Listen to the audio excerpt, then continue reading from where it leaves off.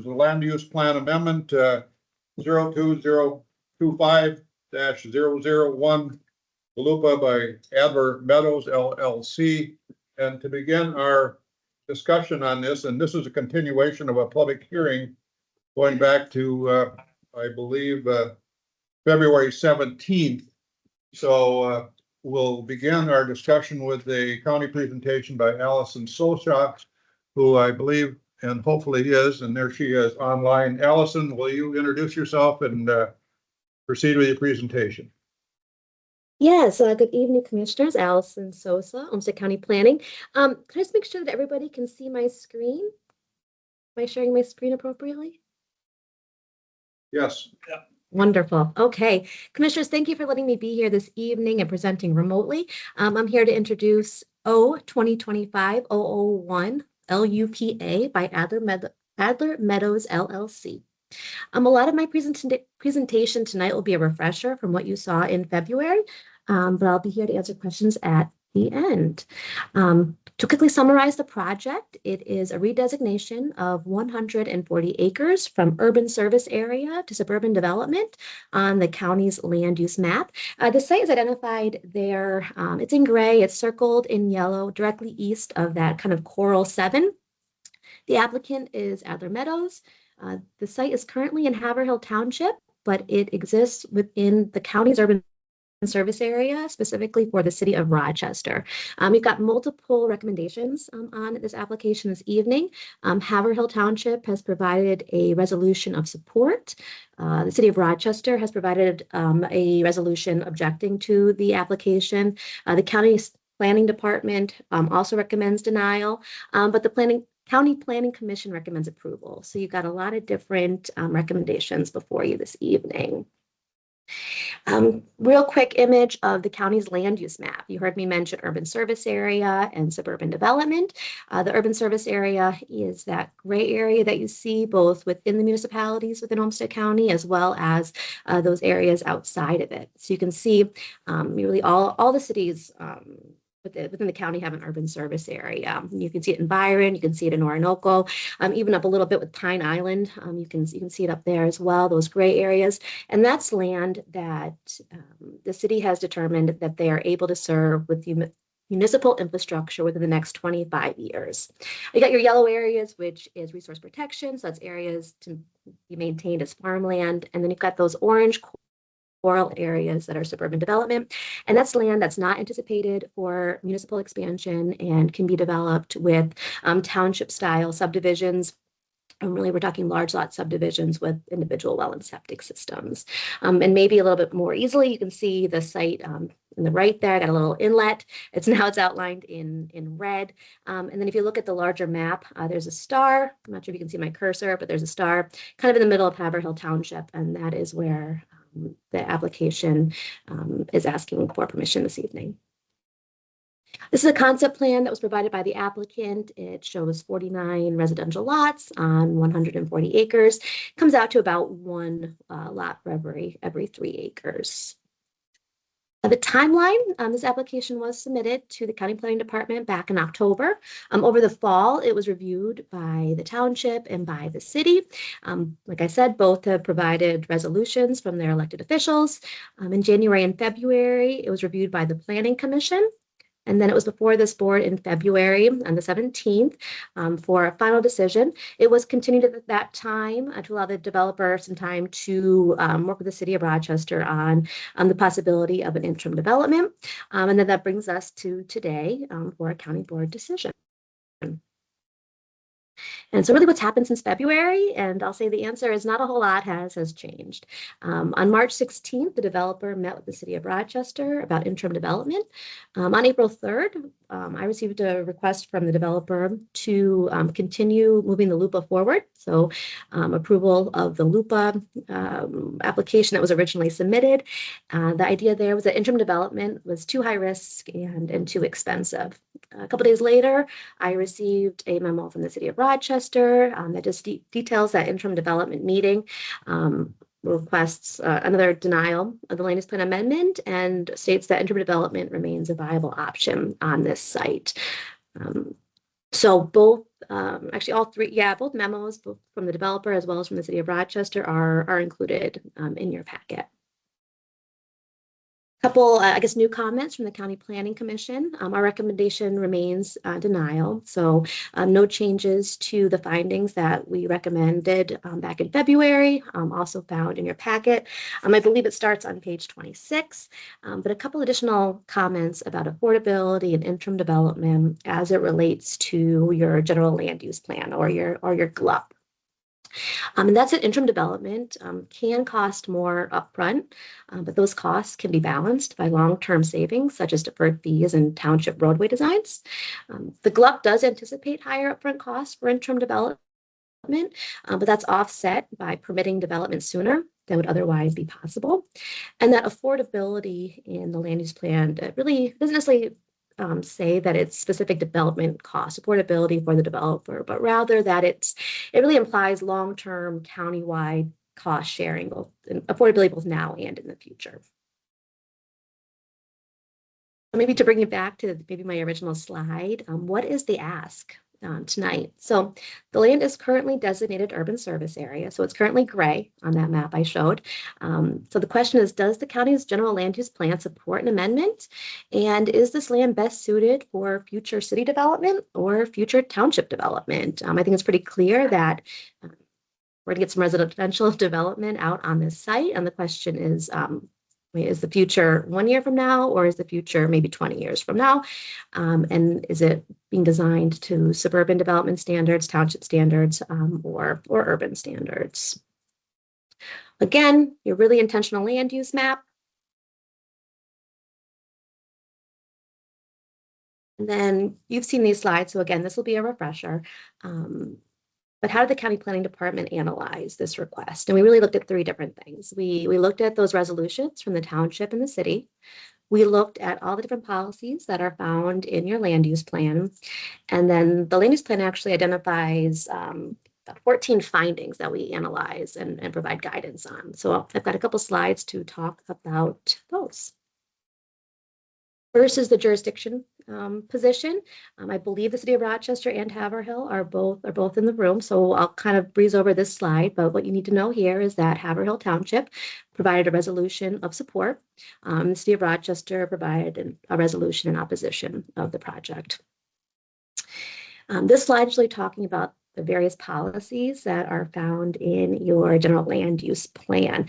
The plan identifies like 25 different policies. It doesn't necessarily give them any priority or any weight. So when we looked at them, we looked at them on an equal playing field. And once we took out the policies that didn't apply, so airport considerations, historic preservation considerations, industrial policies. We took those out. We were left with about 15 other policy considerations. And we really analyzed them for suburban development or urban service area to see which, how we could argue either way, right? Which one of these policies does it fall into the suburban development category or an urban service area category? And the slide's really trying to show that when we, did that kind of deep dive, there are really more policies that fell on the urban service area side. So you might notice that there are two different colors happening here. Black are policies that really could fall on either side, either on suburban development or urban service area. They could be argued either way.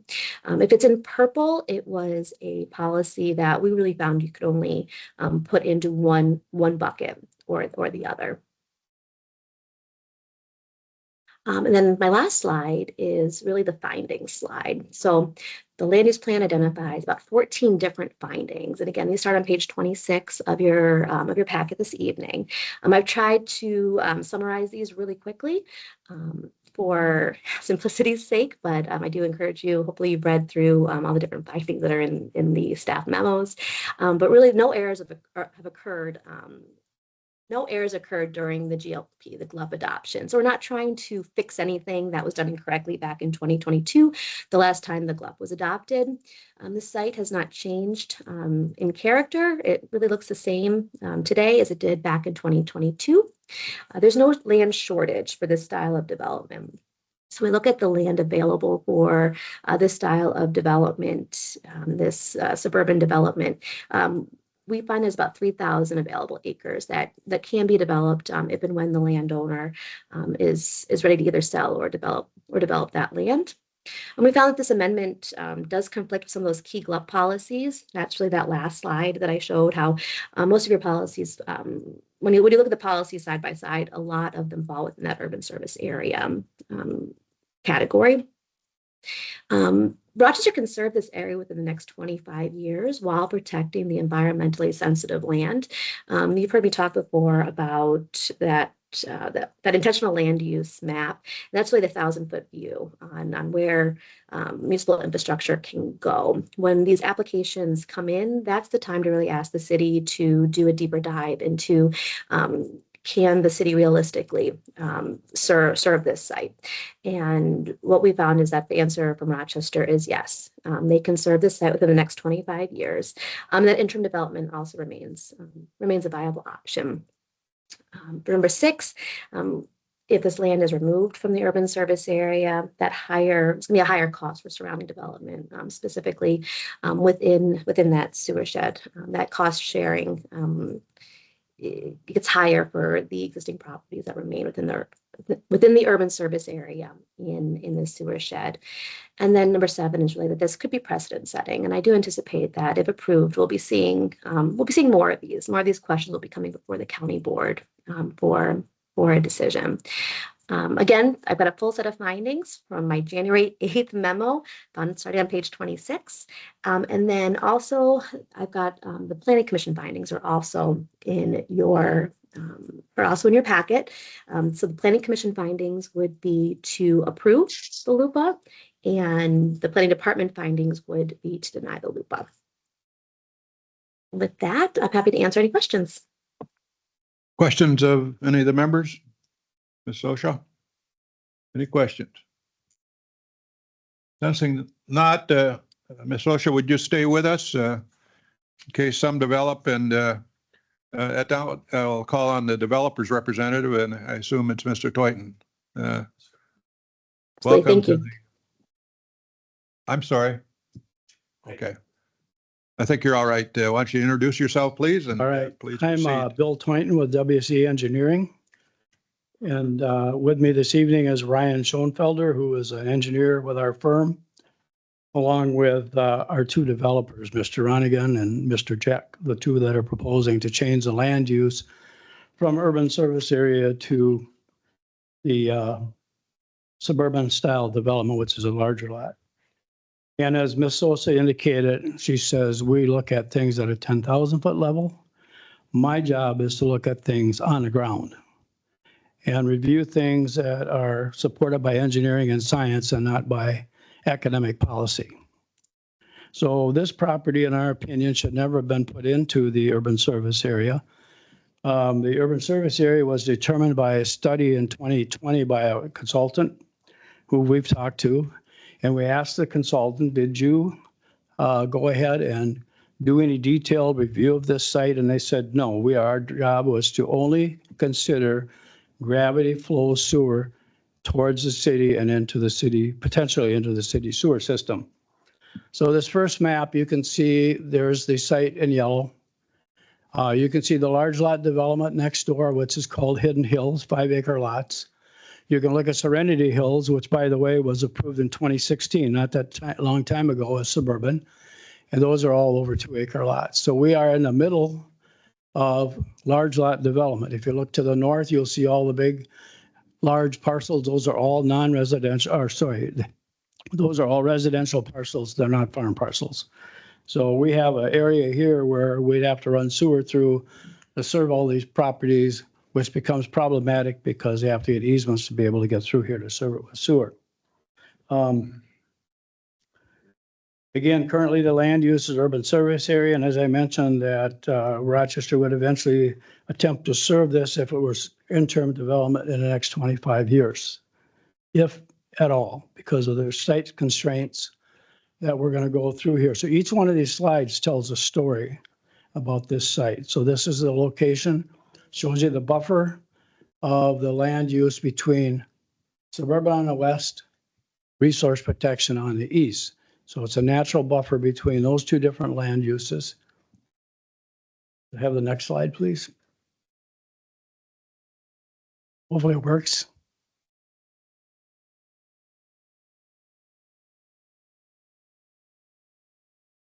So there's a little, this is, these are the major factors we consider the land use plan amendment, 1 through 4 that you see here. They mirror what's in the Olmsted County staff report that was provided to you by Allison Sosa earlier back in February. And so land use compatibility, environmental issues and constraints, resource protection, financial and timing, all the same things basically that, and I'll show you where that is in the report in a minute. So if we start with the first item here, the town board approved this application back in 2025. Olmsted County Planning and Zoning Commission approved this in 2026.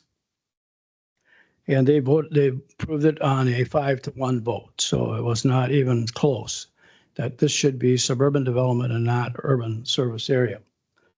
On March 17th, we met with the city engineering staff, the fire department, the planners at City of Rochester in hopes that we could get some relief to the cost that it takes to produce an interim development, which I'll show you in just a minute, what the cost differential is between suburban and urban service area with interim development. We did get a few concessions. They said that the sewer area charges, the water area charges, stormwater area charges, and pedestrian facilities could be postponed until I came in and bought a lot as a consumer, then I'd have to pay it. So that gets passed on to the consumer that's coming in, which doesn't work very well, because if you think of it, you're going to go buy a lot out here and your realtor is going to say, oh, by the way, you've got 4 different costs that you're going to have to pay somewhere down the road when you buy this lot. That's not even in my estimate of cost differential between the two proposals. So the reason we're supporting the suburban land use plan amendment is really, it's both technically unfeasible, and we'll show you here on the next slide if we can get it moved forward here. Technically unfeasible. So the red line shows the only way we can get sanitary sewer to this site by gravity flow. We have to have 2 points of service, which are both the red ones. The purple is the core edge. If you look down to the bottom where that red line meets up with the site, those are all wetlands. We have steep slopes, side slope seeps, and we have rock that is between 22 inches below grade and 4 feet. And as you all know, sanitary sewer and a water main need to be down about 10 feet. There's 10,000 cubic yards of solid rock to be removed from this site to be able to put sewer and water in the street for an interim development and wait for sanitary sewer to get out here in 25 to 30 years, if ever. We couldn't examine by soil borings the area on the red off the site because that would be trespassing. So we didn't go out and do that. But I can tell you that I don't think the geology is changing between a property line on one side and a property on the other. So the second factor we looked at was our environmental constraints. Again, what you see here. If you vent to the site, you'd notice side slope seeps, drains out, water's draining out all the time on it. We're avoiding that with our plan and leaving it alone with the suburban development. It could be also done with interim development, but it's more difficult to do that, which I'll show you in a minute here. Then I've got to have the slides of the soil borings.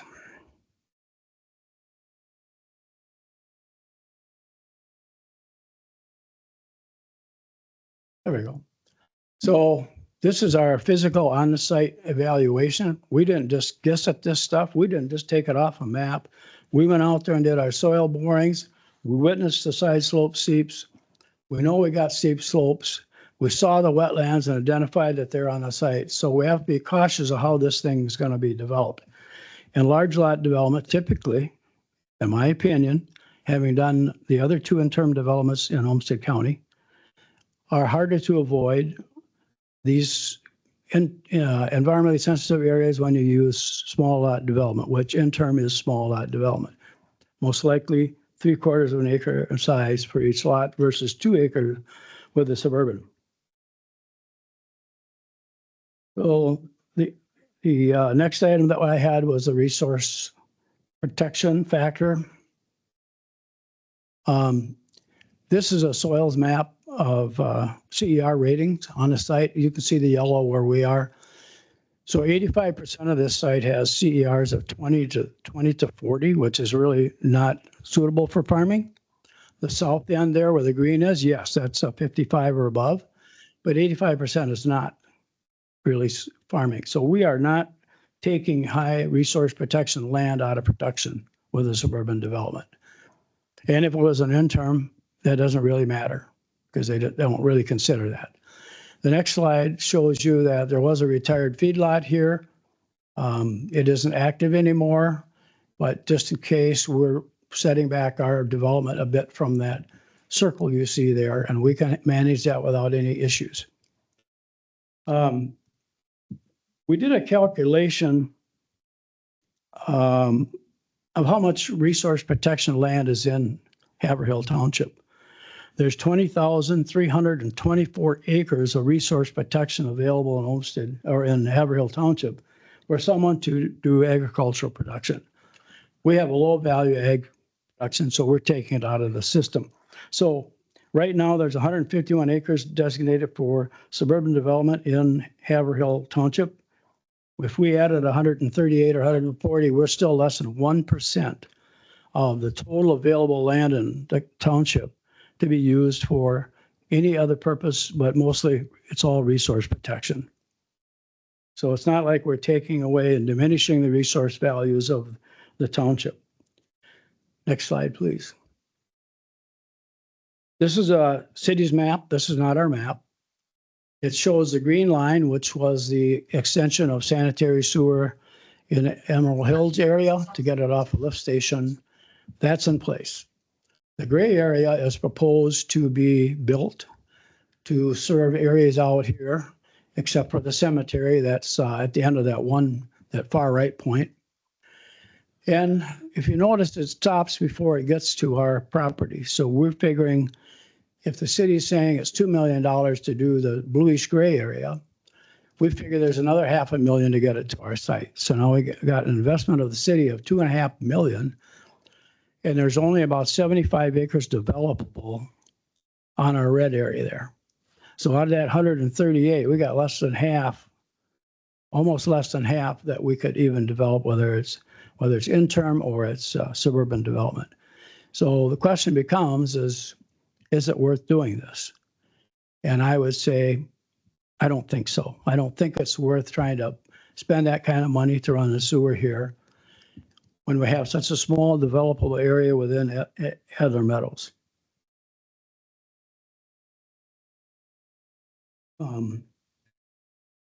There have been, there is a past interim development called Hunter Point and 48th Street Northeast lying north of Adler Meadows. It's a little bit hard to see on the drawing. It was developed in 2006 with the idea that we'd get sewer in 13 years. It is now almost 21 years. We don't have sewer any closer than we did before. The point here is really unpredictable when we could get sanitary sewer extended to the site. It is expensive. It takes people to petition to get it there. It takes people willing to allow the city to have access easements across their property to get the sewer to us, particularly Hidden Hills to the west, which has private roads. There are not public roads in that subdivision. So Hidden Hills would have to give up the rights to have them come through there with a sanitary sewer, and then eventually they would have to hook up with their systems. Those are 5-acre lots. They have plenty of room for septic system. If their first system fails, they got plenty of room to hook up to the second one. The last one I'm going to talk about is the financial feasibility and impacts, which was factor number 4. But before I do, I wanted to make sure that you could read this, and I hope it shows up fairly well on your screen in front of you. but it talks, this is from the county staff report. And it says, although interim development has been included in the general land use plan since 2011, its use has been limited. Feedback indicates that Rochester's interim development policy may pose challenges because it requires developers to fund sewer and water infrastructure at the time of the subdivision, even though these services may not be available for 10 to 25 years. The requirement is often viewed as making interim development financially impractical. Then it goes on to talk about their key second page. At the top, their key factors or key policy in the county land use plan is to promote orderly development and fiscally responsible growth. And that's really important. And if you go down, continue to go down the line, that fiscally responsibility shows up again. So I just wanted to make sure that everyone knew that even the staff recognizes that it's a problem with cost. Maybe take the next slide, please. So we thought we'd better show you what the difference between an interim development and a suburban development is. So you can see that on the left is our interim. Those are 3/4 acre lots, and you can say, well, why did you make them 3/4 acre? So not to get too detailed, but in order to do the interim one on the left, we have to go to Haverhill Township and ask them for special district zoning. So we can put these small lots in here with community wastewater systems and then put the sewer and the water in the street. So it's not a slam dunk because right now in Haverhill Township zoning ordinance, it says that the only place you can have special district zoning is in the rural residential districts, and this is not a rural residential district. So we would have to have amendment to the zoning ordinance in order to be able to do that. On the right-hand side, you'll see that these are the large lots, the 2-acre ones. We think we're going to get somewhere between 42 and 45. We have a single access. The problem with a single access in Olmsted County is, because Olmsted County only allows a single access, the problem with that is, and it's not even in my cost estimate, we have to have fire suppression in the units if we have 49 or more. And that adds $6 to $7 grand to the lot price to put fire suppression systems into the houses. With the suburban style development of 42 to 45 lots, we don't get to that threshold of 49 lots. But we would have to have that with the interim development, we would have to have this fire suppression systems. So interim here, we've got about 75 lots, minimum 3/4 acre, community wastewater treatment systems. We have some interim pumping stations we'd have to put in to get the sewer circulated. We would extend water main into the site. We have the single access to County Road 2. And again, a solid rock excavation of 10,000 cubic yards. The streets would be rural section. I made them exactly the same. We do a rural one like we did in Montgomery Meadows. We have 26-foot blacktop streets, ditches, so forth. On the other side, the suburban, 42 to 45 2-acre minimum lots, individual septic systems that are paid for by the lot purchaser, shared wells, there'd be 4 shared wells. We still have a single access to County Road 2. We have to transfer the rock for the water mains from the lots, so there is a cost for that. And our streets are exactly the same rural section. Well, then if I could have the next slide, please. So here's where the truth of the matter comes. This is an analysis bolstered by bids from 4 different contractors to evaluate what it would take to do suburban versus interim. The far left are the different items, like for example, the first one is the road. Those road costs are pretty close to the same. Like I said, we're doing the same rural section. The interim is the middle one. And we decided, let's bid an alternative. And if you aren't aware of this, when you do a community wastewater treatment system in Minnesota, the PCA requires you to treat it as though it's drinking water leaving the system if it's 5,000 gallons or more a day. And that's what our first price at 9.3 million, middle column, was. So we took that out and we said, let's not do that. Let's do more septic systems with less gallons per day treated, so we can get rid of that 3.3 million on line item number 8 and get it down to 1.7 million.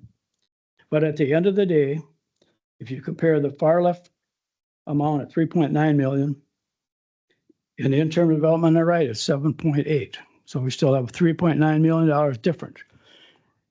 I'm not a realtor and I'm not a developer, but I can't imagine that anybody would bite off $7.8 million for an interim development on this site. This most likely should never have been included in the urban service area. So there are some footnotes on the bottom, which I just covered, like the 5,000 gallons, so forth. And I have backups here to every one of these numbers from different bidders. And I didn't identify the bidders in there. I just put in there that bidder A, B, and C. So I can show you those if you'd like. So what this is all really means is that the cost per lot for interim development could be as much as $140,000 for a 3/4 acre lot out in the middle of Haverhill Township with no profit in the sale of the lot versus something less with suburban development. And we haven't priced them out yet, so I can give you it from a cost standpoint. That's where we're at. That's what really is difficult to overcome. And again, you've got these deferred assessments hanging out there for some landowner to pay as you go ahead and buy a lot. Again, what does this mean? Well, it means we have a cost issue. We have an environmental issue to deal with to make sure we don't impair the environment. But to me, blasting 10,000 cubic yards of rock to put in sewer and water is really a significant issue relative to the potential groundwater and everything else on the site as we go along. So if you look at the slide with the route of the sewer provided by the city, you can see how many other parcels are affected by the sewer extension. I'm not sure those owners are going to readily agree to it, but when we met with the city, they were certain that they could get easements to get sewer up here through the hill. And I'm not so sure of that, but I have to rely on what they say, but I doubt it. I really doubt it. The other thing with the single access is we have a traffic issue we're dealing with. If we did the interim development or someday a city development, interim with 75 lots is going to generate 750 trips a day out of a single access to County Road 2. Suburban development, 42 lots, is going to get you about 420, almost twice the difference of traffic.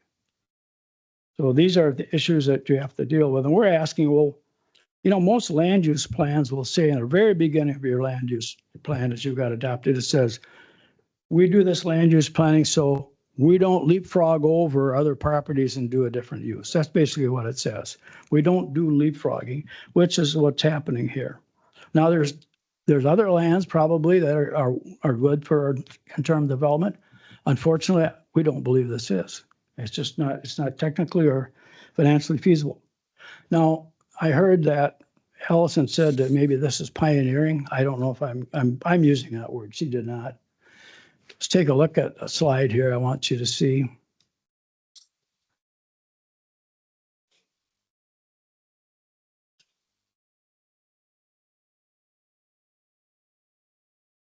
Maybe it'll work. I don't know. Here we go. These are 3 parcels in yellow that were all previously urban service area.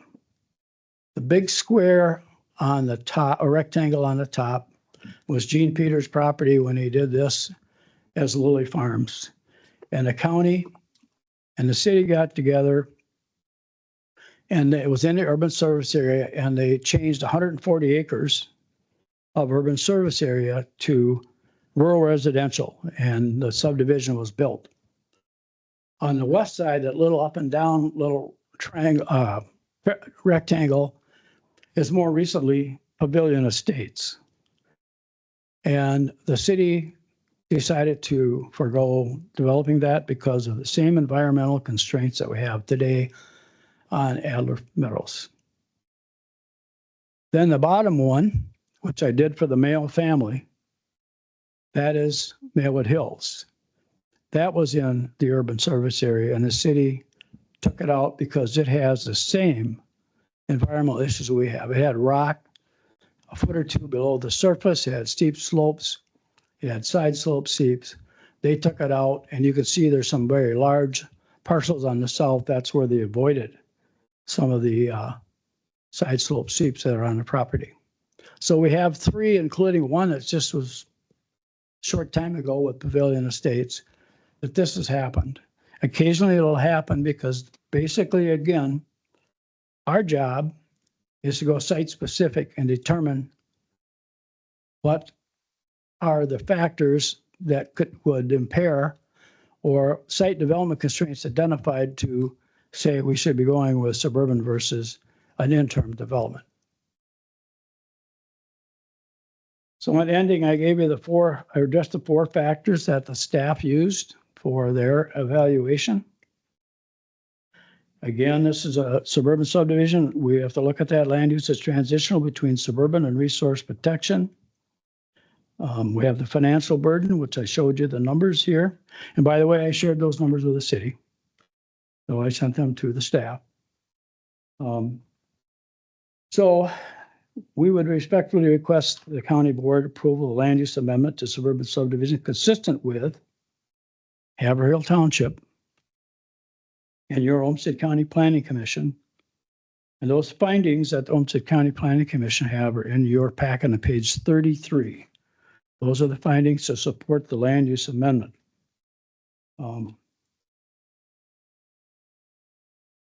If it's not, we again view this land use amendment as a decision based on science and engineering and not on academic policy. The alternatives to proceed forward with a project if suburban is not approved is probably not in the best interest of the township or the county or anybody else. Because it would limit a few parcel splits, and that's not really what you'd want to have. So they could do that under the township ordinance. With that, I would just end if there's any questions. I went through it. Oh, I have one thing else. I wanted to show you this. This is a process you go through for interim development. This is just 2 of the 4 pages. There's 25 or 28 steps here. All of these cost money, a lot of money to do. And there's the back and there's the front. So they can be done. It can be done. It's just, again, going to cost a lot of money. And that was not factored into our construction costs here. So with that, I'll end. And if there's any questions now or they come up, I would like a chance for rebuttal if there's anything comes up. Thank you, Mr. Toynton. We have a question from Commissioner Hotbags. Yes, sir. Yes. We've seen what the cost difference is, and it is substantial, but what is the difference in the anticipated revenue to get from those additional 20 plus lots? I can tell you on the interim development of the 75 lots, we use 75. They're $140,000 of cost in them. They will not equal. They will not create even a positive profit on the interim. Because if you take 75 times 140, that's all you're going to get out of them. If you can sell them that. And you're going to hear from some real estate, I don't want to dodge your question, but you're going to hear from people much smarter than me in the real estate division that's going to tell you they can't sell these lots. We can't break even on 140 a lot. So. Very good. Follow up? No. Okay. Anybody else? Well, just Commissioner Time. on that same topic, I just want to make sure I got the math right. So if I take the suburban at 3.976 million, and I say that you're going to try to squeeze 48 lots, let's say, so you can stay below that threshold, that's $82,842 per lot. Now, if I go to the alternate, which is suburban when in a different sewer style, but if I go to the alternate, you're saying 75 lots? No, suburban's only 42 to No, 45. well, suburban, you could go up to 48, but you say you got to stay below 49. Well, we can fit comfortably on the site 42 to 45. Okay, so I'll do my math afterwards on 45. But now if we go to alternative, how many lots are you going to get in there? Well, we think we can get 75 interim development lots in there. Okay. So when I take that 7.851 million and I divide it by 75, I got 104,000. I thought I heard you had 140,000. Yeah, and one of the things you don't have in there are the soft costs. And you don't, like real estate commissions, financing, taxes, et cetera. You have to put that in there to come up with that 140. Wouldn't I have to add that on both sides of the equation then too? I mean, Yes. you're gonna have the same Yes. soft costs, but just by your math, that is. Yeah. So we're at about, if I put you at 45 lots, we're at about $85,000 a lot in hard costs on suburban and at 104,680 on suburban. Yeah, I didn't do the math on it. Okay, but I well, mean, that's you're what gonna my hear- math I'm doing. So, You're gonna hear from the realtors that, better than I can say, what. yeah, I'm just trying to look at your costs and Yep. it is, so, Yep, so there's a hard cost to everything, and then you got all these soft costs Sure. in here yeah, and you with got, zero profit. and you got carrying costs. I mean, it takes you Yep. longer to sell Yeah, 75 lots than 40. Just an example, you plat 20 lots and you sell 10 lots the first year, taxes are just lot prices. You sell another 5 the second year, and the state steps it up to almost the full value of a lot. And the third year, it is the full value of the lot. So that is a real problem we have to deal with. Sure. And that's just one issue that we deal with on Sure. that, so. No, I can appreciate that. Thank you. Anyone else? Anyone else? Sensing none. Thank you, Mr. Toynton. And next, I have, at least on my agenda, the township, Haverhill Township. Do you want to speak to this tonight? Do we have more? Please introduce yourself and John Johnson, and I am no longer a Haverhill supervisor. I did not All right. run in March. okay, So, and I've spoken before to this, and okay. you could probably revisit those notes if you want. Okay. Nothing's changed in our Very opinion. fine. Very fine. I had you on here and I just wanted to give you I a chance. appreciate it. Thank you. Next then, the city presentation. Who's going to present for the city? Welcome and please introduce yourself and proceed. Excuse me. Good evening, County Board Commissioners. My name is Taryn Edens. I'm here on behalf of the City of Rochester with the Community Development Department. Tonight, you are hearing regarding the land use plan amendment that's come before you previously. I generally like to remind you that we are very intentional with these decisions, and we look to guide future development decisions through our growth management map. As shared previously, this map is a tool essentially that guides our long-term planning efforts. We consult with internal organizations and external organizations such as the county planning team to make these recommendations. We just updated this last year. We update it regularly, so it's worth noting when we update this, we're taking a look at it again, and we're resetting and recommitting to the timing that we plan to serve areas. So that's worth noting. It's an important tool for us for planning for the next 30 to 50 years. So that's worth noting as well. It's important for a variety of reasons, but one being it's a tool for us to properly steward taxpayer dollars and making intentional decisions of where we're going to invest in infrastructure.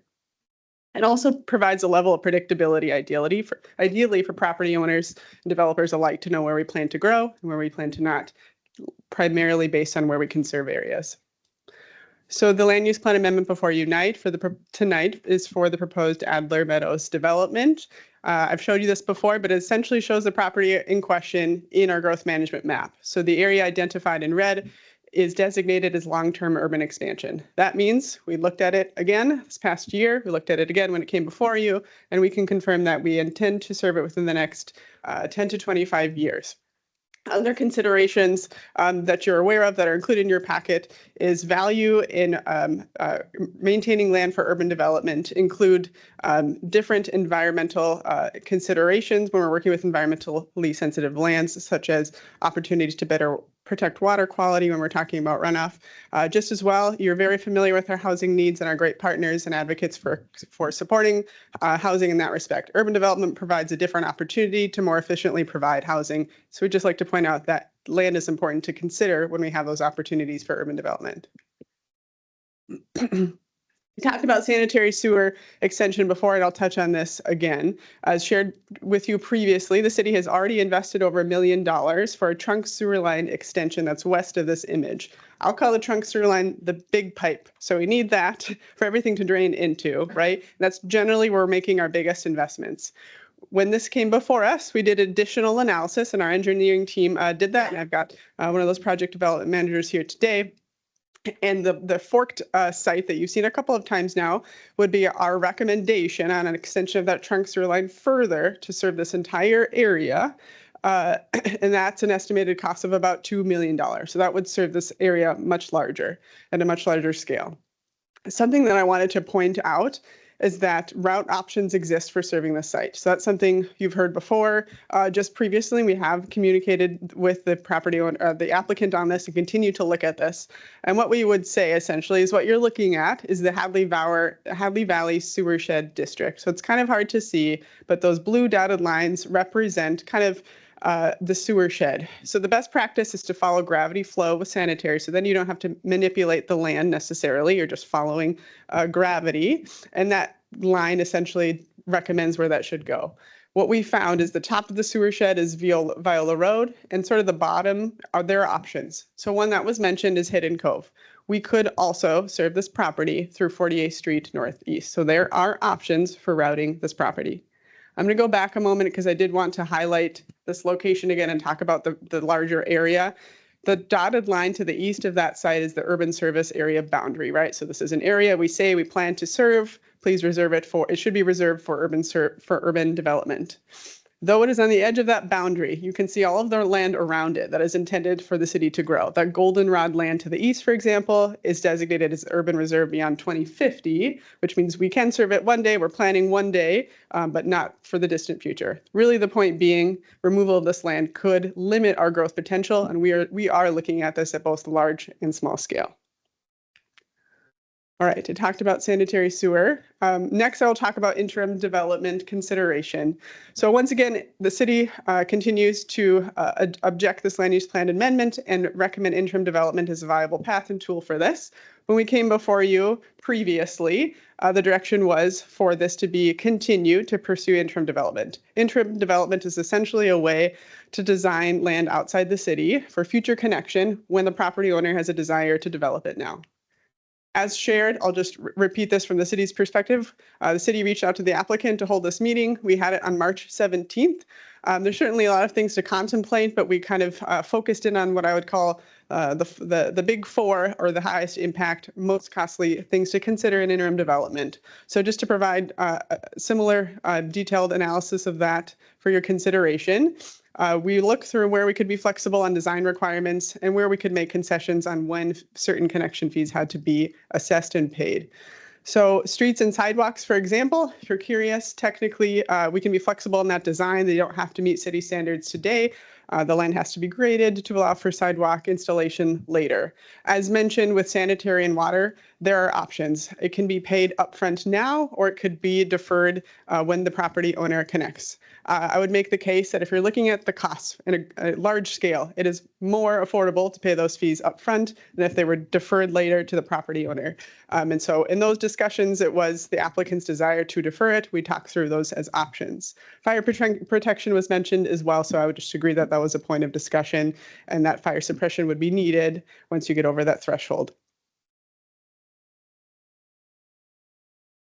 Cost estimates, I'll mention again that often the highest cost is related to sewer costs. In this case, this is our most low cost sanitary district. It is about, the Hadley Valley District is over 8,000 per developable acre. That's how we assess that fee, and that's how we recoup costs for our investments, right? So it's worth pointing that the infrastructure has to be paid somehow, right? Typically, the city is still carrying that burden because we're proactively installing these things and looking for ways to recoup that in a way that typically is still going to be a cost burden for us. So just wanted to make that known. Also wanted to clarify, we're assessing this per developable acre. So in this case, the applicant previously shared a little over half of that land is developable, so that would only be assessed to that developable land. Other considerations, the cost estimates, we did request them after the meeting. We got them last week, and I guess what I would share is that we appreciate the information.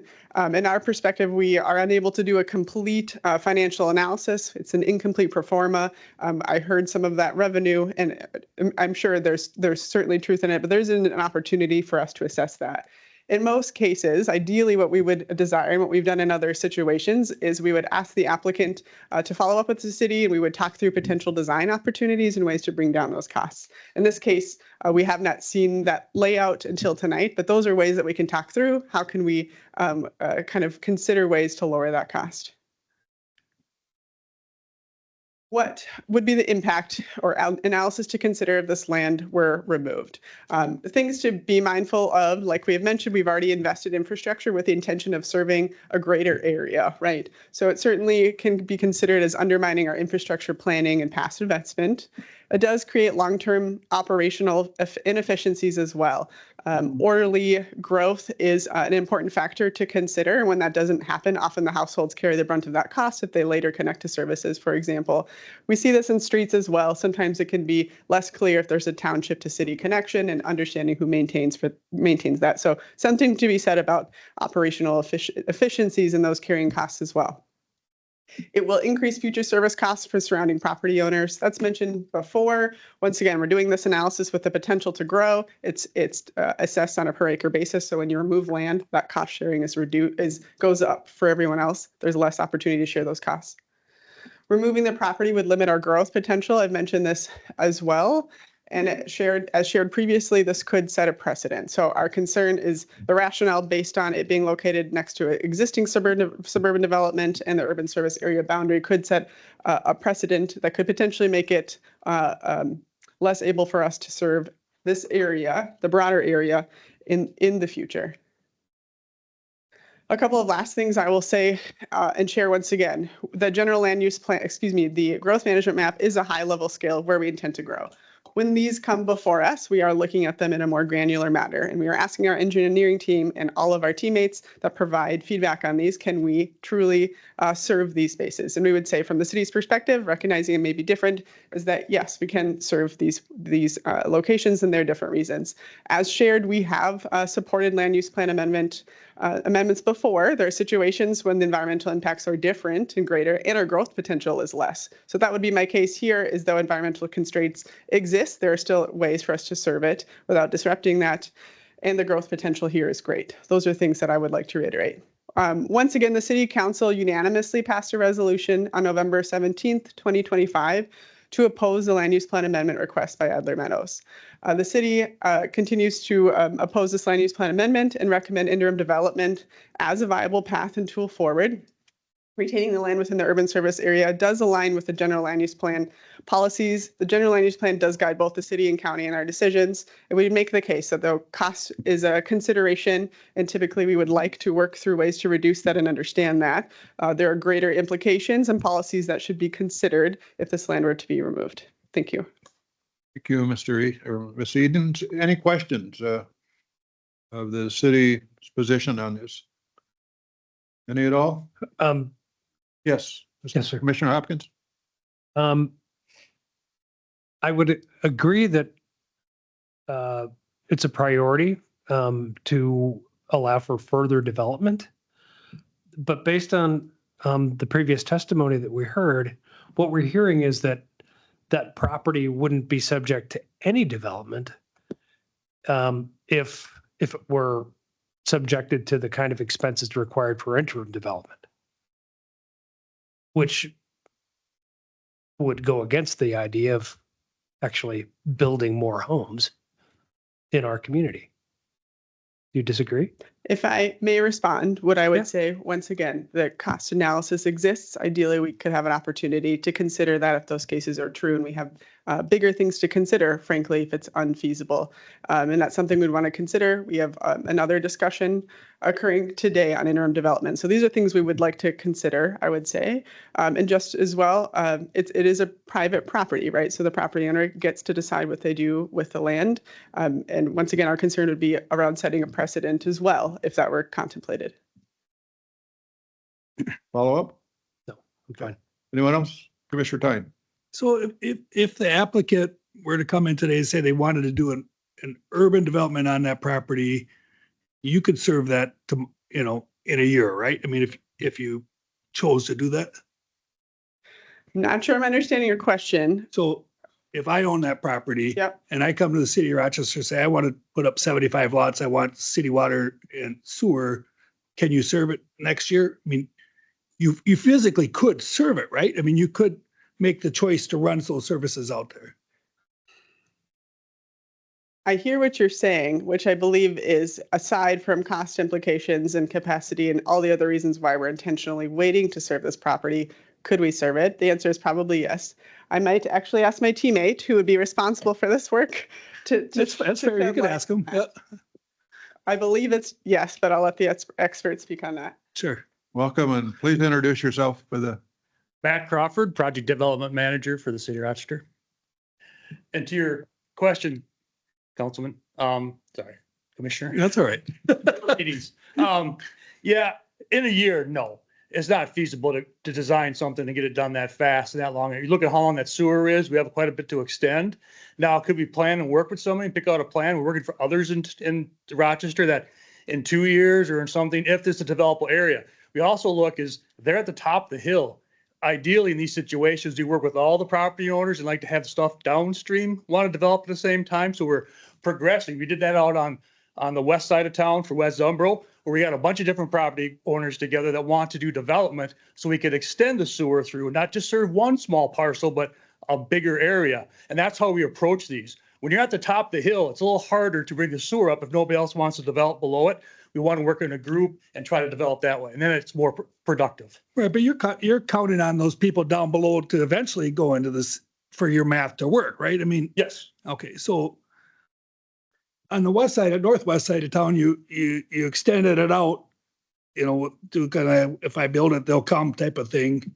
You could make the same decision here though, right? I mean, Well, we had people willing to looking to develop. We did have all the landowners, majority of them said we are looking. We always kind of have this math uses the city. You want 60% of the landowners to say they're looking to develop, they want to develop, so it makes sense for us to do it. We heard a few of them downstream, but we haven't heard a strong coalition of additional development at this time. But that comes through, and then we would look at a project to extend it and bring sewer to everybody at one time. right, because it seems to be that the real problem is the interim math doesn't work. The urban math would work, the suburban math would work, but for the person to spend I don't have your spreadsheet in front of you, but to spend the $3.875 million more to try to do both really doesn't work.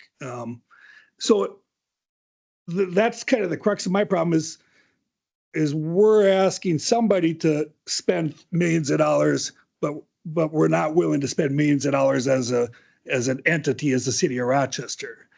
And I understand that's physically responsible to not do that, but We it's also are willing to troubling do that. The issue is, like for this development, it might be better to wait a couple of years until we get the sewer project started if others want to go in there. What you have is somebody wanting to jump to the top of the hill and not wait for everything to get there. And instead of wanting to wait for sewer and water, they want to develop in their own method quicker and kind of jumping out of the line. No, and I appreciate that, but I mean, I think this isn't really a question. It's a statement. At least one of the landowners is my age, and there's no guarantee we're going to be here in 25 years. So it's a tough thing to say. Well, wait 25 years. I still got my family to take care of now. So that's the crux of the question: is do we ask a person or a partnership to carry that to be able to help the city out in the future? Which I agree, it's important that we have efficient government and we're not just wasting tax dollars, but it's also important that somebody has property rights and is able to take care of themselves. So that's what we got to weigh in front of us, and it's not easy. Thank you, Mr. Crawford. Anybody else, as he's here? Sensing none, so please stand by. At this point, we'll open the, we'll reopen the public hearing. Is there a motion to renew or to reopen the public hearing of February 17th? So moved. Second. So a motion and a second to reopen the hearing. Any discussion on that? Sensing none, all in favor, say aye. Aye. Aye. And the hearing is now reopened. Welcome anybody to come forward and comment on this proposal as you would wish to. And we'll give you 2 minutes. Maybe, yes, maybe be a little flexible. I'm sorry. Mr. Belander, right? Well, you happen to be second on the list, so it's perfect. Commissioner Senjum? Commissioner Senjum? Please, yes. I just wanted to just throw this out for the board's consideration. You took a lot of testimony in February. To the extent you want to simply try to restrict public comment now to anything that's new that wasn't covered in February, rather than Okay, rehashing well, everything you already heard in February on this topic. So We'll actually, there aren't very many here. So, okay, you heard the comment. You weren't here in No, I February wasn't. anyway, so. I don't even know what yes, the meeting so was just exactly about. You have your 2 minutes. We Okay. can probably be a I'm little. Tom flexible. Mylander. I'm a real estate professional in Rochester for over 40 years. I'm more going to give you an overview of boots on the ground. That's what I am with the public. I don't fight with the city. I don't fight with the county. We just look at what's real out there. And I sense this is a city wish list more than it is practical. And that's why I don't think it's necessarily viable. Mark brought up a good point about 85,000 versus 104,000 hard costs. But what wasn't mentioned, the 85,000 would, as a realtor, I would talk to the people, here you get a 2-acre lot, here you get a 3/4 acre lot with future deferred assessments that we have no clue what they're going to be in 10, 20, 25 years. And that's where we have a problem as realtors. By law, we have to disclose material facts. So we have to disclose that this interim development is likely to have hidden costs down the road. When, how much? I don't know what to tell the public, but we have to disclose it. That's the law. That's why I don't think it's a viable option. My own self-interest in this is, I have nothing to do with this development, I might add, but is to create more inventory because 2-acre lot prices have gone through the roof. Creating more inventory has a net effect of possibly lowering or stabilizing pricing because there's competition. And when you're overbuilt, prices come down. And that's why I support the 2-acre development. It will help the market. Affordability isn't just for entry-level housing. It should affect everybody. People I represent worked hard their whole life to build their dream homes. They're good stewards of the land. I can go on and on, but I only had 2 minutes. So Thank you so much. Next, I have Chris Drury. Thank you. Please introduce yourself. And Hi, everyone. Chris Drury here, realtor in Edina, almost 10 years now. So got a little bit of experience under my belt. Wanted to kind of, again, like Tom, sort of speak to you about this from a real estate perspective, true real market. This is kind of what we're seeing. And so the developer's original plan was for 2-acre lots. That was the intention to build 2-acre lots when he first bought it. It matches the character of the surrounding area. And in real estate, the buyers self-select by their lifestyle. People purchasing in a rural corridor are specifically usually seeking space, privacy, and distance from municipal style development. There's a reason that people buy 2-acre lots, and there's a reason that they carry potentially a larger price. That's the buyer pool that this land naturally serves. If you look directly to the west, I mean, you have a perfect example of it right there. The city's requirement to install streets and stub-in infrastructure for potential annexation, one that may or may not occur over the next 20 or 30 years, adding approximately $3 to $4 million in costs. And that's just the cost that we know from a spreadsheet. It's not representing the cost that a developer might incur over time in reality. The expense doesn't disappear. It just gets passed through the lot price, which creates real problems. First, it increases the price of these lots, even though you're getting more volume of lots. we have to make up for that somehow. So as Bill had mentioned, when you start looking at $130,000 to $140,000 a lot, that would include real estate commissions. That would not include profit for the developer. You start having people say, well, maybe I don't want to live out here, especially when you start considering the burden of some future assessment that is going to be carrying over their heads, and also impact their ability to resell the property in the future if the annexation hasn't occurred yet. Second, lots won't appeal to a city-style buyer because the surrounding area is already rural. If you go drive out there right now and you look, I mean, the houses around it are rural, like we had planned. A buyer paying a premium for city-grade infrastructure expects to have city amenities, sidewalk services, retail, and none of that exists here. A large portion of this multi-million-dollar expense is related to the temporary infrastructure, community septics, fire hydrants, fire suppression, and similar systems meant to bridge the gap until annexation. Mark had brought this up a little earlier. But there is no timeline for the annexation. We heard earlier that, you know, maybe they could do it in 2 to 3 to 4 years, depending on if everybody else is on board. We obviously don't have a lot of proof that there is even interest. Otherwise, I'm sure that it would have came up today. What happens then is the temporary infrastructure becomes permanent and requires ongoing maintenance. One of the things that we didn't talk about is these community septic systems do require constant maintenance. They're kind of complex systems. So that would force us to do an HOA in this neighborhood. People moving out to these rural areas don't expect to have to be part of an HOA. The next piece is for a rural buyer, you know, that would be a deal breaker. So we're going to lose out on that rural buyer that's sort of expecting the space, flexibility, and no HOA. And then lastly, and this is the big one from my perspective as a person that would market something like this, every buyer will be required to sign an agreement or disclosure accepting a future assessment of an unknown date, an unknown time, decades out. The disclosure isn't going to be able to provide any real great estimate on what the cost of that assessment will be, what the terms of that payment would be. And that is a really huge barrier when you're trying to sell real estate and you're asking somebody to sign something that says, hey, you know, maybe 5 years, maybe 10 years, maybe 20 years, maybe never. The likely outcome, if we end up having to move forward with, you know, having this be in the city, is the lots are going to be too expensive for the size, too many restrictions for a rural buyer, yet it's still too rural for a city buyer, carrying an HOA and a contingent liability that chills resale for a generation. I would respectfully ask the city council to weigh whether the long-term speculative benefit, which it is all speculation right now, of future annexation justifies the near certain market harm that this specific project would do to this project and the surrounding community. Thank you. Thank you. Any questions of the witness? Yes, Yes. Mr. Chair.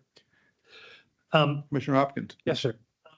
How far is this plot of land from Century High School? Oof, that's a great question. I would imagine that it's close enough to drive, probably not close enough to bike. 2.5 miles. And how far from East Circle Drive? 2.5 miles. 2.5, 3 miles at the most? Okay, this is going to be urban in no time. Right? So It's really not for a rural buyer. If you are really a rural buyer, you're not looking at this land. So would you say the same thing about the Trails of Cascade? I'm not familiar with that project. 18th and 75th. I think that you might be right, and I'm just telling you from a real estate perspective. If this were to happen right now, these would be the challenges that I would face. Gotcha. Thank you. Anybody else have questions, comments to the witness? Okay, next I'm showing Eric Runnigan. Eric here? Yes. Okay, and I have Miss Idens on here, but she's already testified. And so Councilmember Wall, are you wishing to testify? Welcome. Please introduce yourself.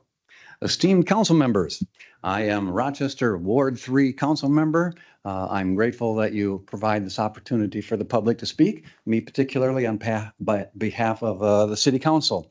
I do hold you in esteem because we share elected leadership positions in our area.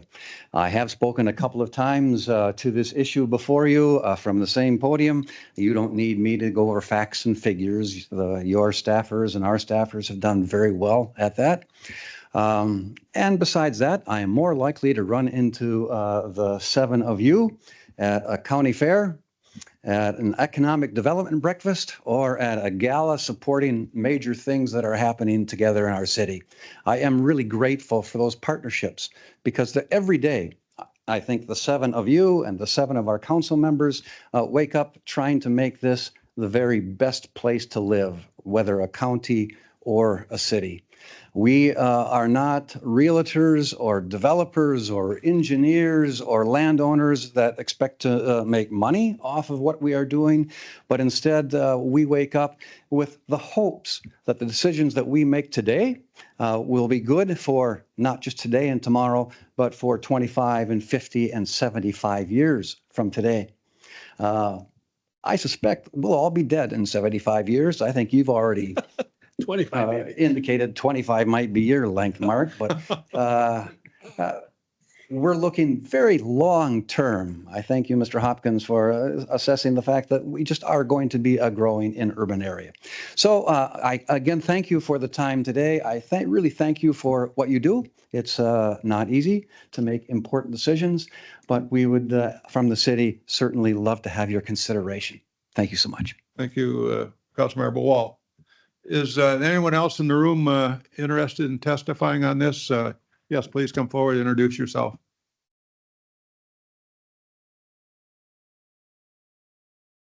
Hi, my great name is Greg Doherty. I live in Hidden Hills, which is immediately to the west of this development. We live on 5-acre lots.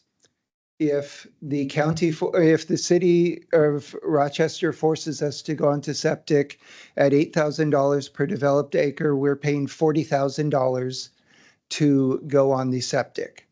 Per house, there's 25 houses in Hidden Hills, so that's $1 million for us. Then we have to pay monthly sewage fees. A septic system is about $8,000. So we could completely replace our septic systems 5 times and still be ahead of the game because we wouldn't be paying the monthly service fees for the sewer. We are rural. We are not urban. I've lived there 9 years. There hasn't been any great growth in services out there in the 9 years we've been there. There's been maybe one, the Quick Trip moved. That's about it. We go it's at least a 15-minute drive to any services. Serenity Hills, which is to the west of us, is also 5-acre lots. They're currently got 3 still available on Zillow. They're $300,000 each, roughly. You're not going to get people paying half that much for a 1/6 as much land.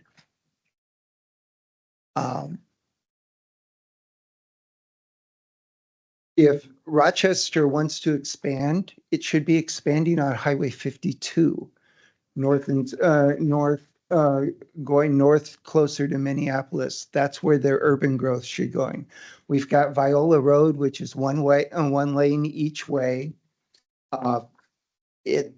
It's already at capacity, in my experience driving on it, and adding 600 homes, which is what we're saying they wanted to do as a long-term. They're going to have to significantly build the road. They're going to have to ram through the septic system, the sewer pipes over our strong objections, because there's no one in Hidden Hills who wants to go on the sewer system and have our road destroyed, our many of the trees broken up because of the requirements of the septic going through the roots and destroying them. This is not a wanted development. If we wanted to be in Rochester, we would have bought homes in Rochester. We bought homes out in this area because we wanted a more rural lifestyle. We have no desire to be part of Rochester. Rochester shouldn't be growing to the east. It should be growing to the north towards the Twin Cities. That's where the urban corridor should be. Thank you. Thank you. Thank you so much. Any questions? Anyone else before the group wishing to testify either? Okay, we have one here. Is there anyone online just to ask? No one's online. Welcome and please introduce yourself. I'm David Myrie. I live in Hidden Hills. I've lived there for 40 years. It's a gorgeous area. I cannot stand to see the city plop all those houses right next to my yard. This is a gorgeous area and we want to keep it that way. For the city to get the sewer line up to us, they have to come through Hidden Hills in 2 different areas, up our valleys.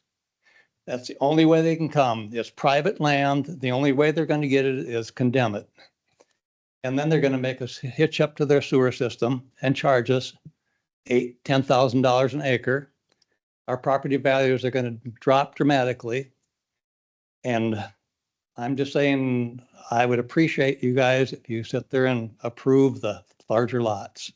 Thank you. Thank you very much. I'll ask again. Okay, here's another individual. Welcome, council member.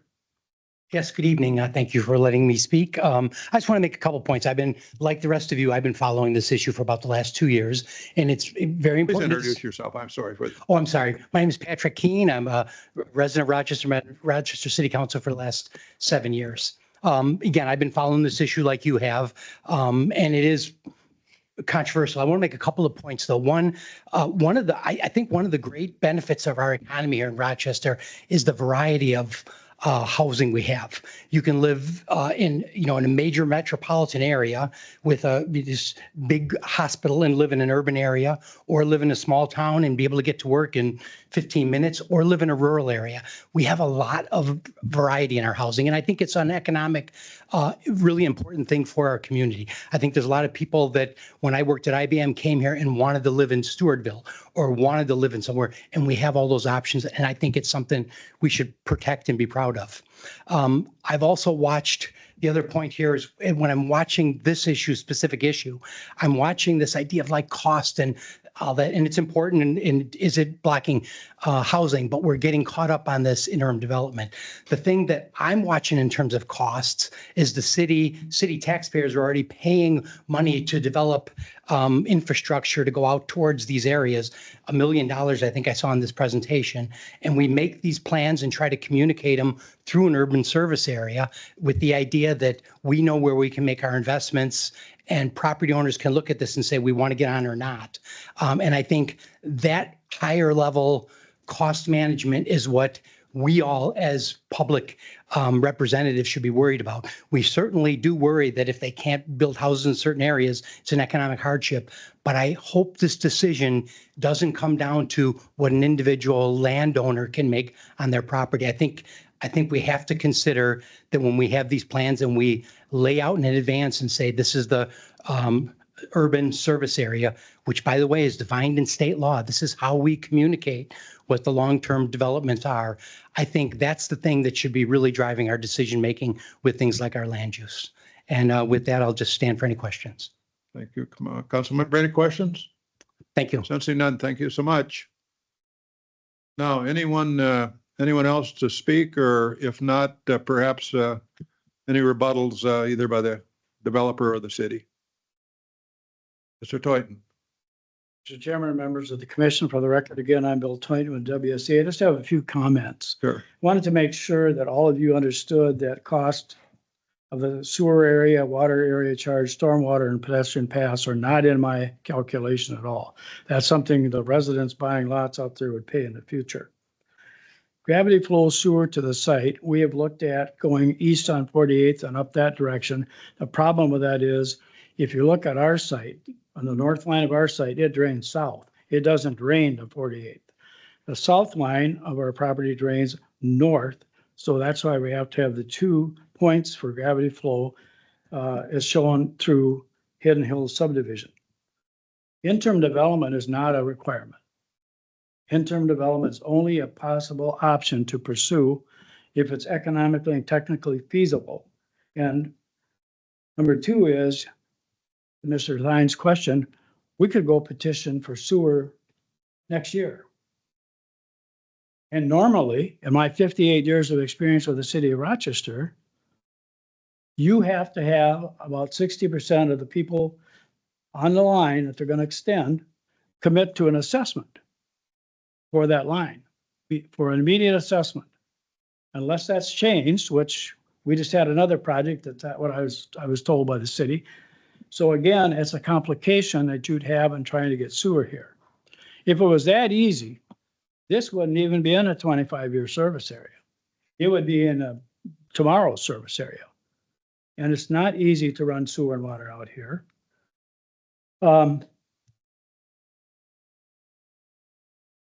The other thing is that when you look at the maps, there is suburban development closer to the city limits of Rochester than Adler Meadows. That's why I say we're leapfrogging over the top of that to do this pocket of city development when the rest of it between there and the city is basically almost all suburban development. In fact, one of the very first projects in Haverhill Township that was a cluster style development was done by Gordon Jelton of what is now TSP Architects, and it shows up right on the south side of the County Road 2. And that one worked. There was no rock there. We clustered the systems. We provided drain field systems at our community drain field system. And that is as close to the interim development ever done other than Hunter Point and Montgomery Meadows. So again, you can do lots of things here, but basically the bottom line is, unfortunately, for technical reasons and cost, our client will not proceed with an interim development. He does have another option to pursue. So again, I mean, I've done a lot of city work. I like doing city work. This is just not an area for city development. And also, we did take a look at the service area where it showed on a map where the city had their lines there. There's a high degree of undevelopable area in there. So the question you have to ask is it worth $2.5 million to extend it out there and try to assess those people? So that's all I had. Good, thank you. Any follow-up comments from the city?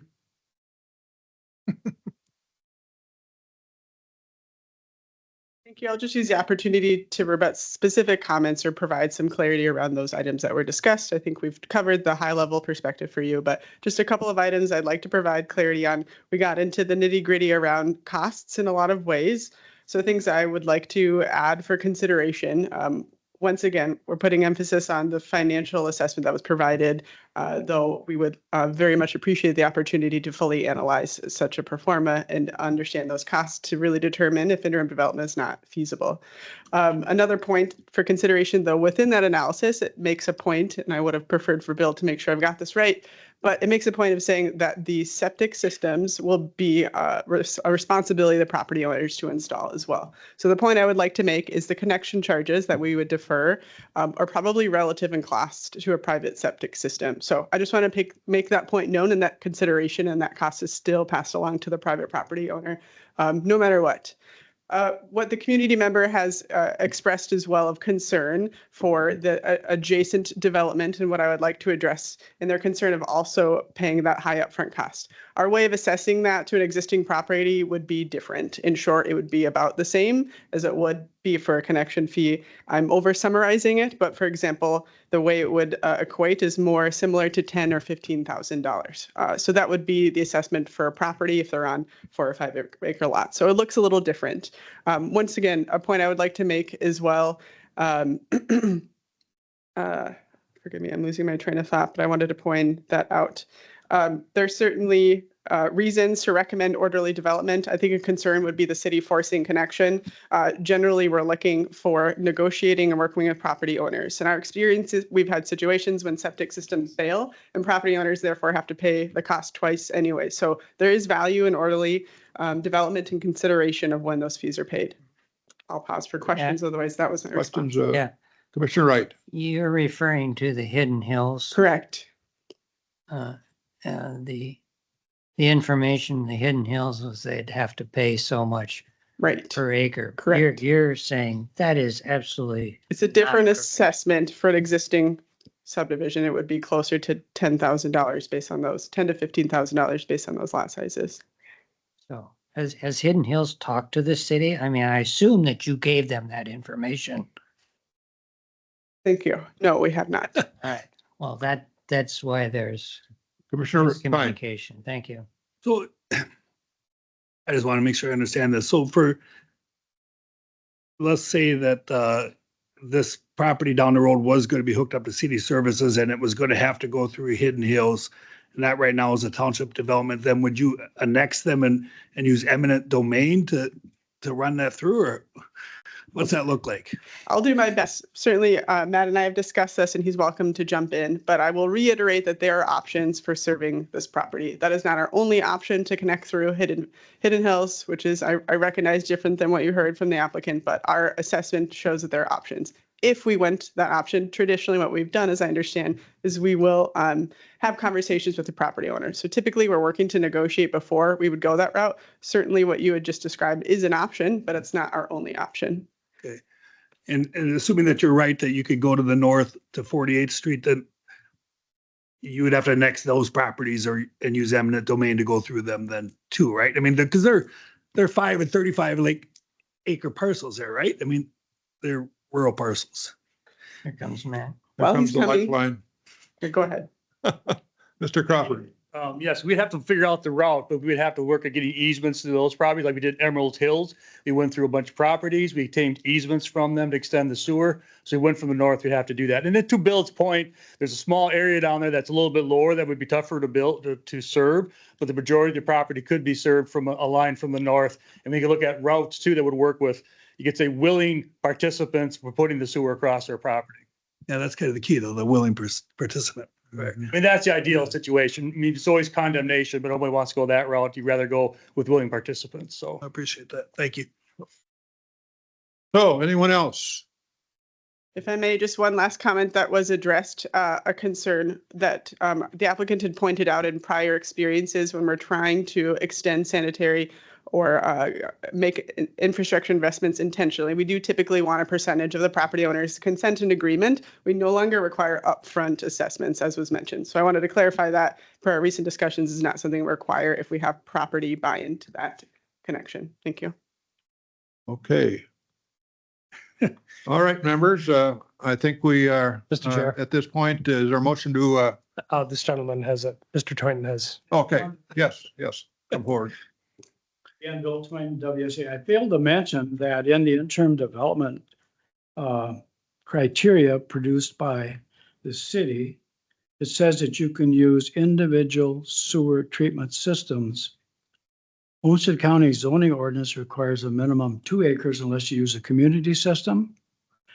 And the Olmsted County Department of Health, which I chaired for a while, has a rule in there, rule number 40, that says you have to have 2 acres minimum to have an individual septic system on it. That's why we're doing the community ones, and it's costing more money. Yep. So you can't put, Right. it should be changed. You can't put an individual system unless in 2 lots. No. You have to go with the community system. Okay. All right, is there, sensing no other comments, and we've had the opportunity to hear a lot of information. Is there a motion to close the public hearing? So moved. Second motion and to close the public hearing as well as a second. Any discussion? Sensing none, all in favor say aye. Aye. Opposed, and the public hearing is closed. Members, the action requested is to make a final determination on this land use amendment. Mr. Chair, I just suggest as you think about your conversation on this topic, just to point you in the right direction, in the packet, should you decide for a motion in support of the land use plan amendment, the findings of fact that we'd like you to adopt or start on page 33 of the packet.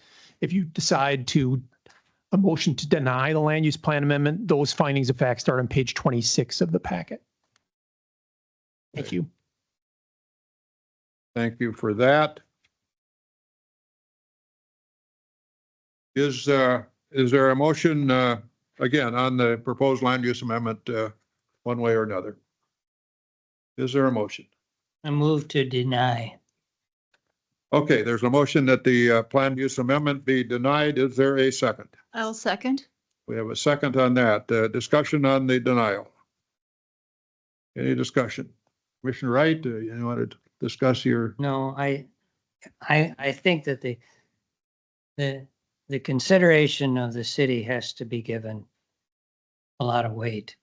I am also disappointed that the city doesn't move a little bit faster with the sewer and water, but I know that they have constraints as well with money and planning.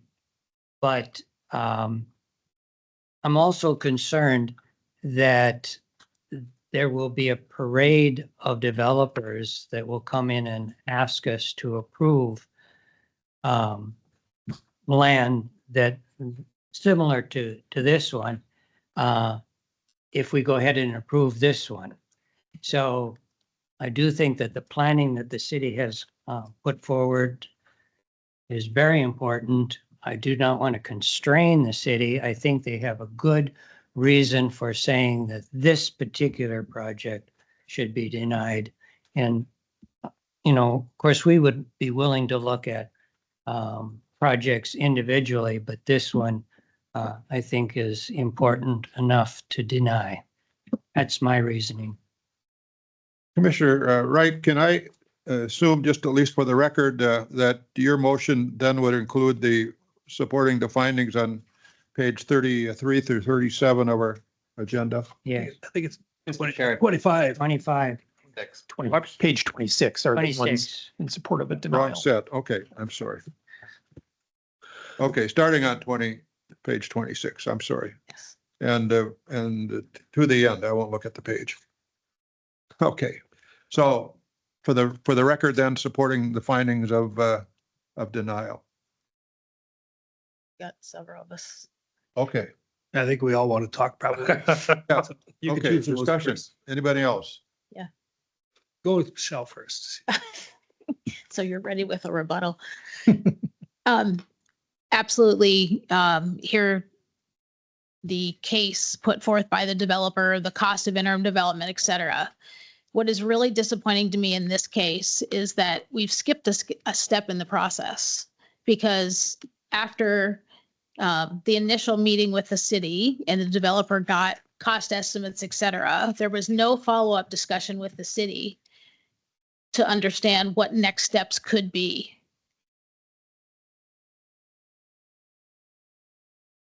So if we're going to improve this process, if we're going to be collaborative partners, if developers are going to come to the table with good intent, et cetera, I feel like there's a step that's been missed in there. I do agree with some of Commissioner Wright's comments regarding orderly development, et cetera. It is very hard to think about a private landowner having to wait 25 years, but in looking at the bigger picture and ensuring that orderly development occurs, there are obviously going to be some parties in the mix who aren't able to develop the way they want to, but for the greater good, I think the right decision is to deny this amendment tonight. Okay, further discussion. Commissioner Tyne. I see it as we have two choices in front of us.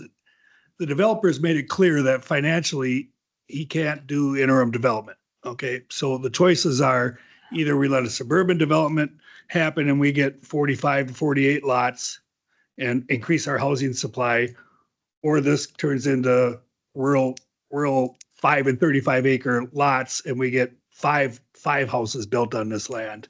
And that would be fiscally irresponsible and a bigger burden for the city of Rochester down the road. So interim development is not going to happen with this denial. It's going to turn into something less attractive than suburban development would be. So I think we're making a mistake by pretending that we can fit this square peg in a round hole. Tried, I think if it made sense, they would go forward with it.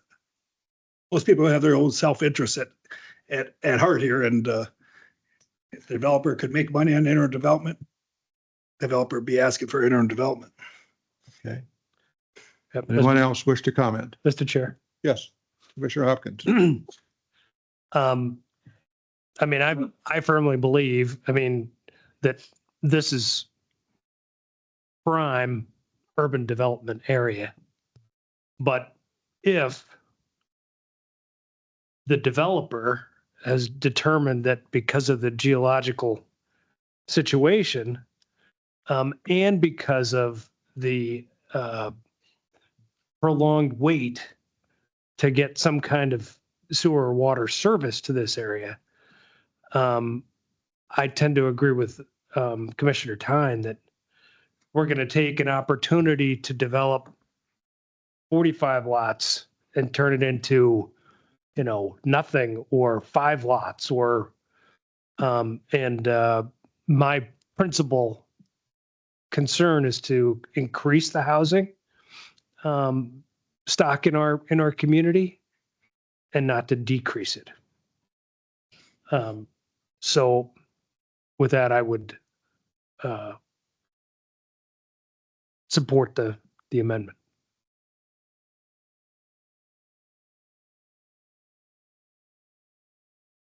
So, okay, supporting, okay, you're catching up with your thoughts there. Yes. Commissioner Mueller. Having dealt with this, issues with township and city butting heads, I guess you could say. The fact that there is no time frame on getting utilities out to this property, it's not reasonable. It is a rural area. There is a market for rural large lot developments. They're important. They're part of expansion on, the area, not just the city of Rochester. So I would have to go with the amendment.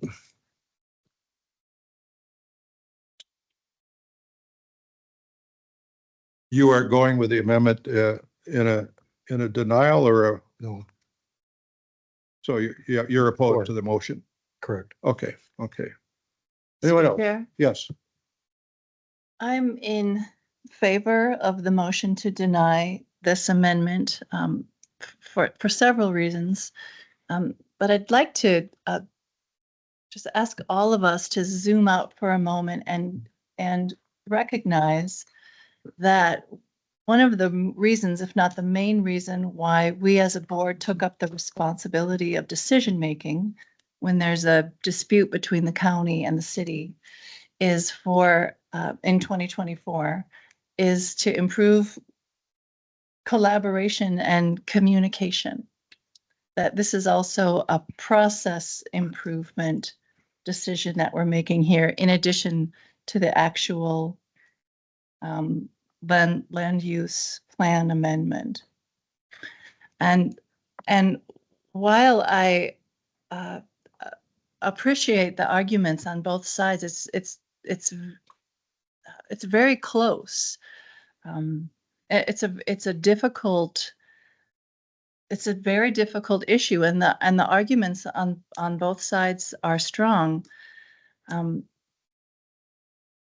I would offer a word of advice that the city of Rochester could drive development by being more specific and intentional about water and sewer delivery with predictable timelines.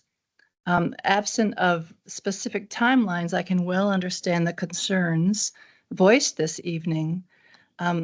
Nonetheless, I am not in favor of setting a precedent for suburban development in this urban service area, creating an outlier so close to the city in an area that will clearly be urban sooner than later.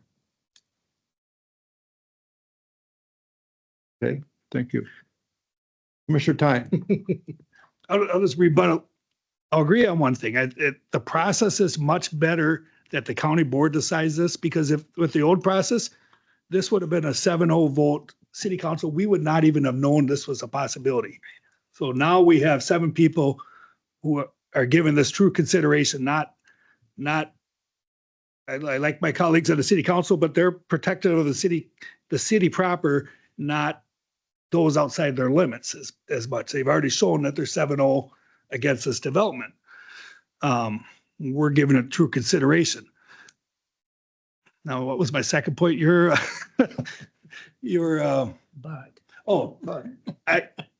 this someday be city of Rochester?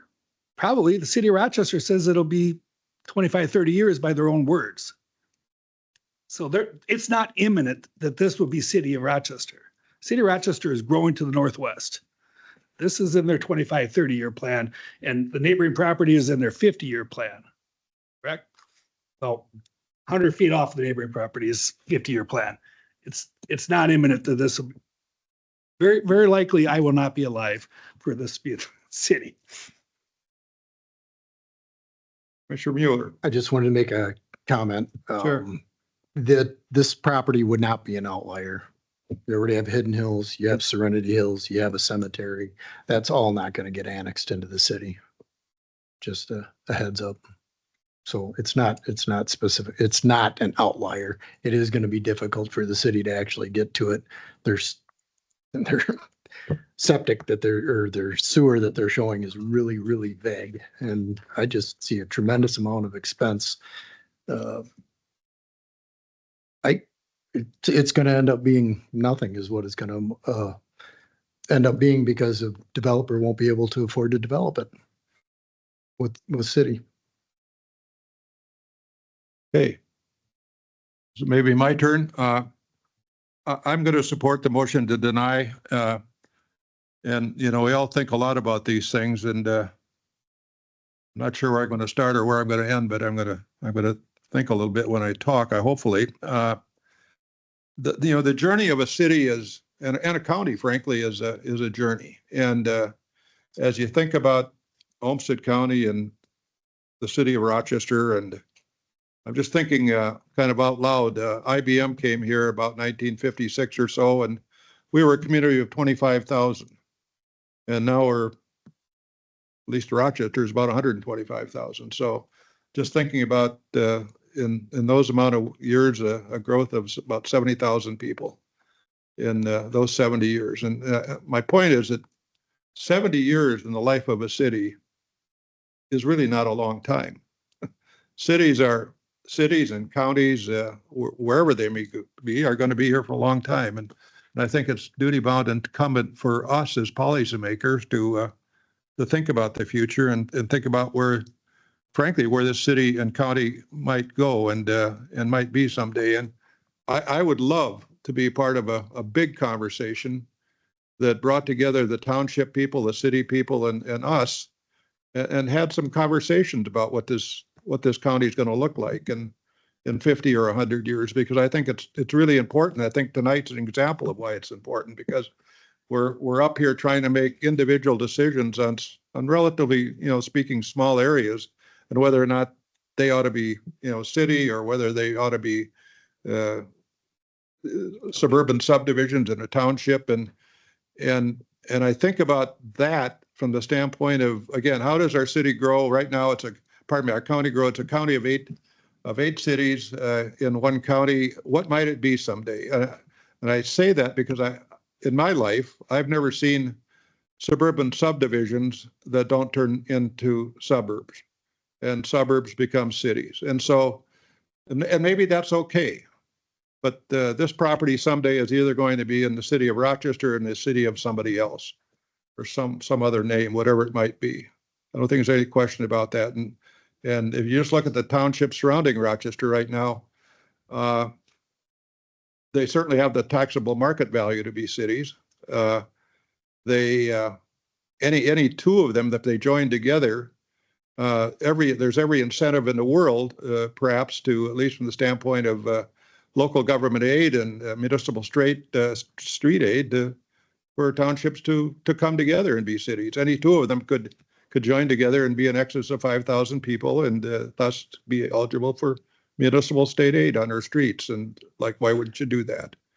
And whether it's the Twin City area and how that's developed over the last, say, 70 or 80 years, or St. Cloud, for instance, where even more recently, every township surrounding St. Cloud is now incorporated and their own city. That will certainly happen here in Rochester, one way or another, either deliberately or it will just happen by virtue of developments being adopted and approved. So as I think about this, I just think that we need to think long and hard about this in a bigger way than just thinking about it in terms of one parcel. It's really that important. These things are indelible. Once we make a decision, I mean, the decisions that this board or any future board has made before or after, for the most part, can be reconsidered. This one can't. Land use decisions can't, because they are virtually forever. You can't take them back. And so as I think about this one, I tonight certainly am in favor of the city of Rochester. I know put together under state law an urban service area. They have the right to do that, and they have done it. And I've seen the booklet. It's about that thick. It's a document that supports what they've done in a very, very thorough way.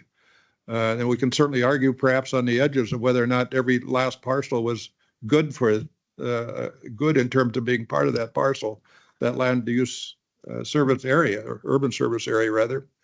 But the city adopted that and again had every right to do that. So as I think about this and I think about the future developments of this county, I think we have to be very, very careful from the standpoint of moving outside of the recommended urban service area. And I hope that as we do this tonight and go forward, we can have more discussions about what this county is really going to look like in the future. And that would be my almost greatest wish as a county board member, that we could have that conversation, because again, these decisions are indelible. They can't be erased. And so with that, unless there's any further comments. Mr. Chair, the planning department staff just asked me to have the motion recapped, just so everybody knows exactly what you're voting on. So if I could just summarize my understanding of the motion.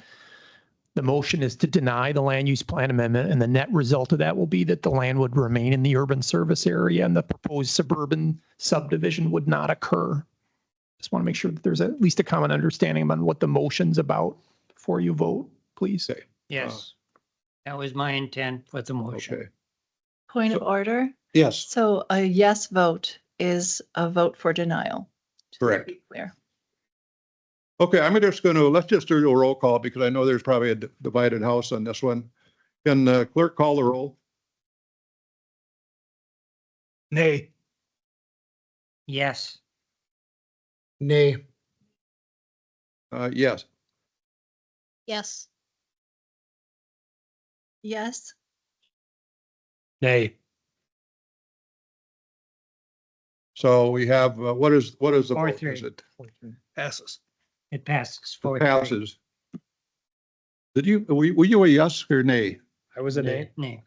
Okay, so it is, 4-3. 4-3. All right, 4-3. The motion does pass to deny the proposal. Thank you very much. Good discussion. Tough issue.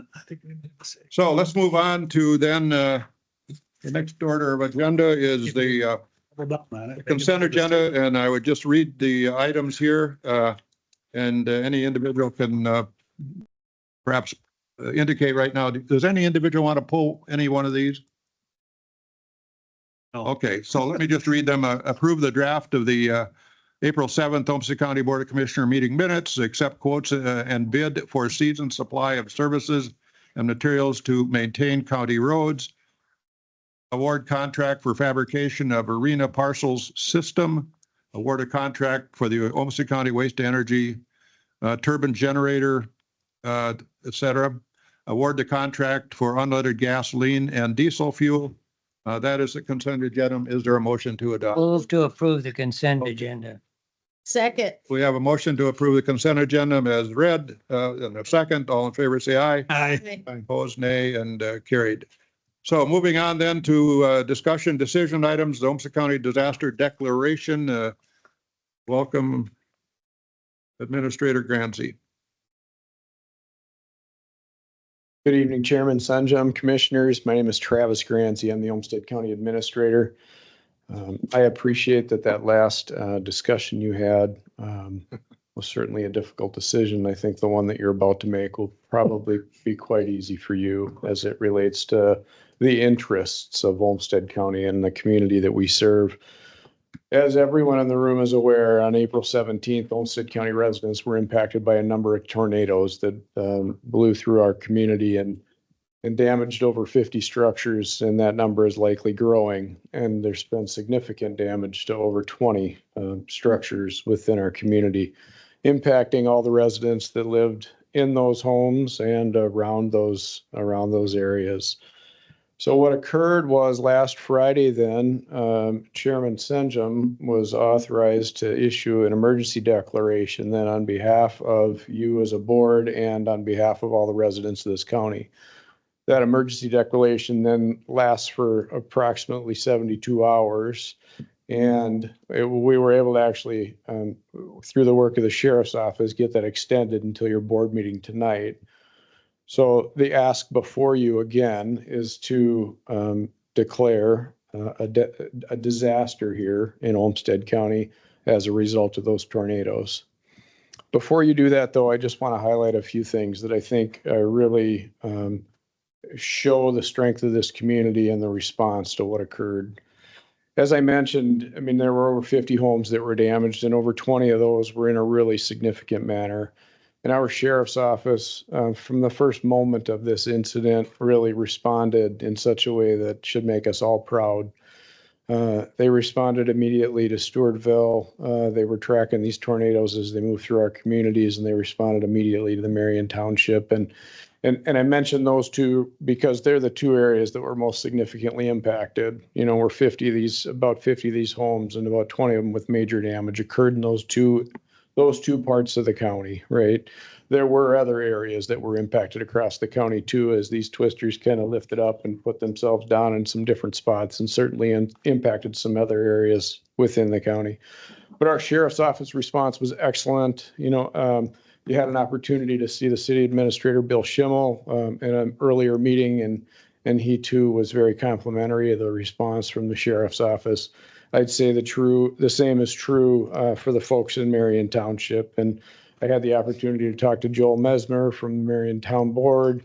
He too was very, very appreciative of what the sheriff and the sheriff's staff has done in those really heavily impacted areas.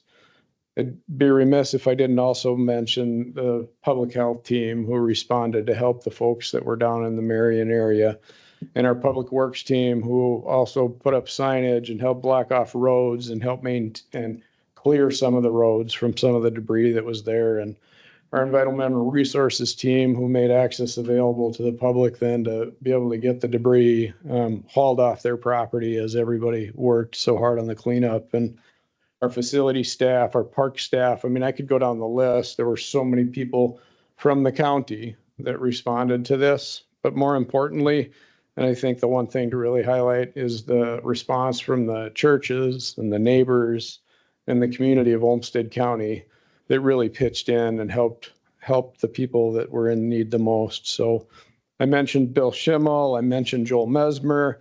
Also, we had some assistance from Mower County. A couple of their emergency managers responded and assisted us through this process too. And again, just to highlight the work done by the sheriff's office, and they're standing up the Emergency Operations Center.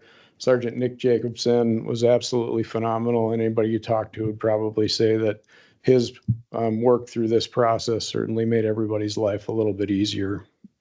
So with that, I really, as I mentioned, we need you to declare this emergency as a result of this disaster. What that will do then is eventually Captain John Jacobson now will continue to complete paperwork on behalf of Olmsted County, send that up to the Department of Public Safety, the Homeland Security and Emergency Management Office.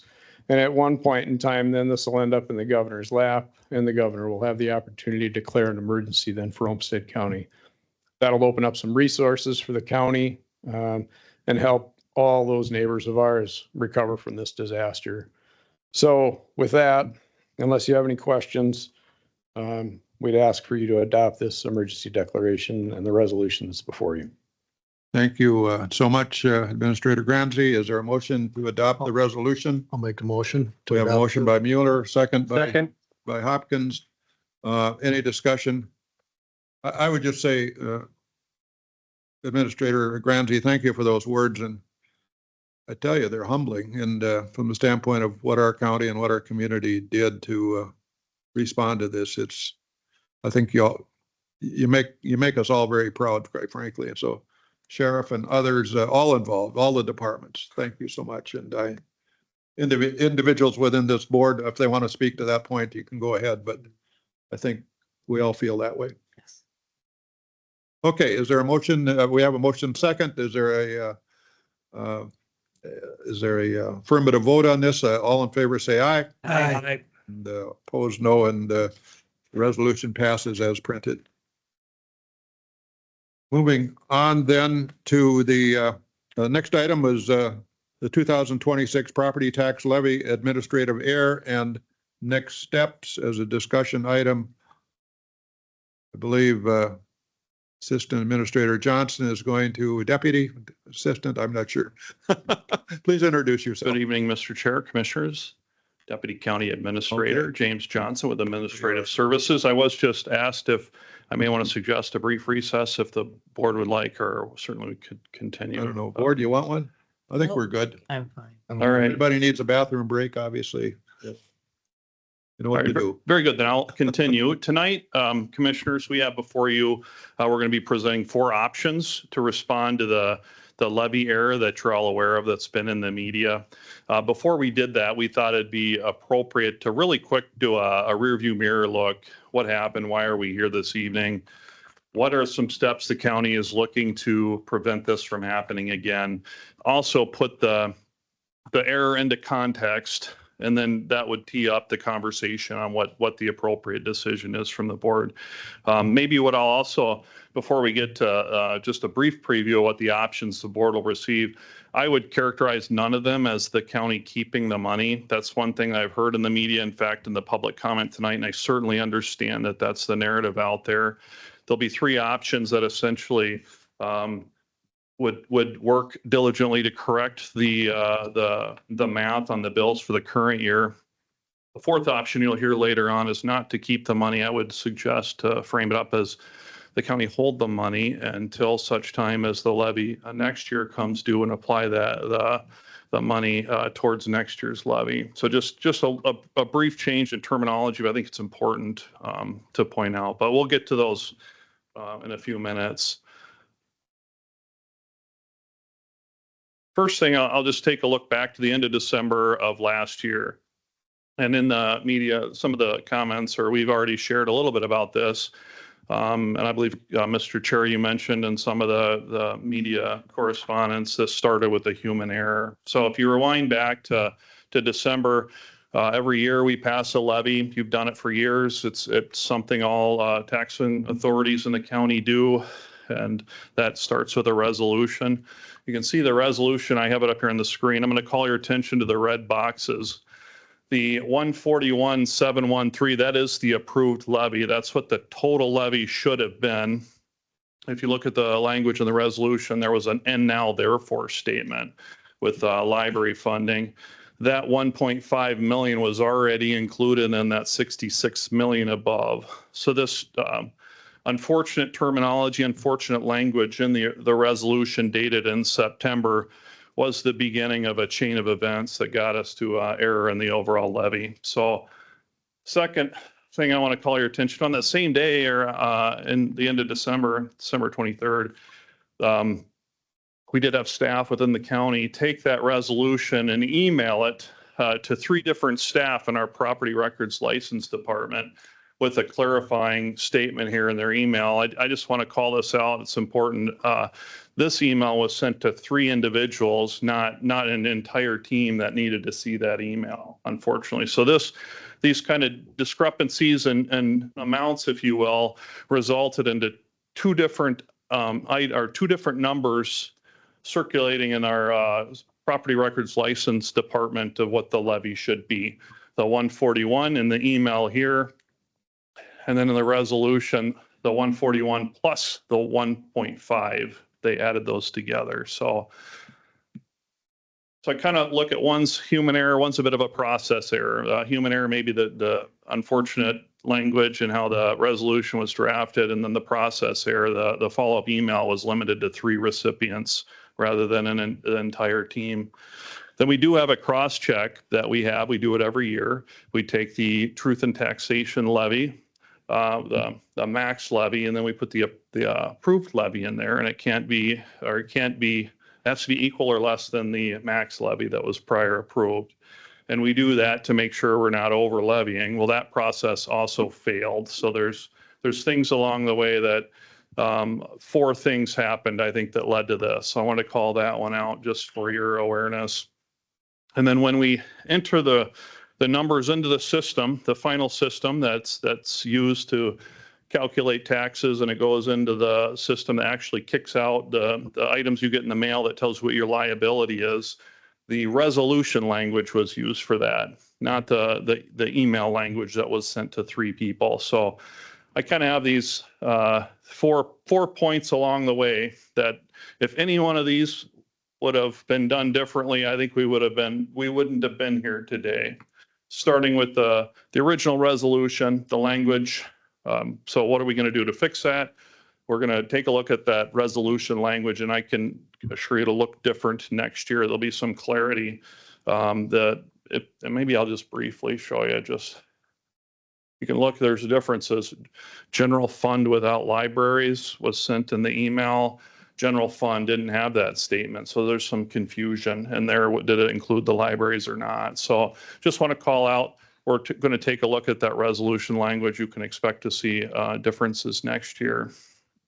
And maybe I'll just briefly mention, you see staff training in all these as we identify different ways we're going to have our processes, different things we're going to do along the way. Staff training would be a part of every one of our corrective actions. Number 2, I mentioned that email earlier that went to 3 different people. Well, we need to train our staff that there is a distribution list that would get to everybody that needs to see that information. So that would be a different part in the process. The cross-check process that failed, that compares the max levy to the actual final approved levy. We need more people involved in that and a director level sign off that it's been done. So that's part of the corrective action. And then I want to spend a little bit more time on the 4th one. I think this is the more compelling, the thing that we're going to put into practice. I think that could single-handedly prevent all of this. Right now, the county processes tax levies from across townships, school districts, cities, to include our own Olmsted counties. And we don't have a standard form for that. We get different resolutions, different language from all these taxing authorities. What we identified is there's an opportunity to have a form that aligns with the process or the software that we enter information in. So we're going to create a standardized form that all these taxing authorities, to include our own Olmsted County staff and finance, to fill out, that our property records licensed staff will use to input in the system. And then prior to hitting submit, we will take a screenshot or verification of that information, send it to the taxing authority, and have them sign off confirming that is the numbers that they want us to ultimately send out. So those are a brief snapshot, what went wrong, and what have we as staff talked about for correcting that issue going forward. With that, I'm going to pause briefly, see if there are any questions on that, and then I'm going to pivot into a little bit of context setting. Anyone? Sensing none. All right. Thank you, Mr. Chair. Other than I just really appreciate, and I think the public does your explanation. Thank you, Mr. Chair. Next, before we get into here's the 4 options for you to consider. We did want to set the context. I think context is important. Depending on the impact, the individual taxpayer, you might want to make a different decision or another decision. So up on your screen here, just to orient the data here, you can see below at the very top, 143,236. That's the total amount that was billed to the taxpayers. The approved levy, what it should have been, is that in the red area, the 141. The over levy, which gets us that 143, is that gray sliver at the top. So just want to put into context, there was an error in over levy. What is it compared to the overall levy? And that's what that graphic is representing. And we also just want to share just a brief context. What is the over levy compared to the entire Olmsted County budget, Olmsted County plus HRA budget?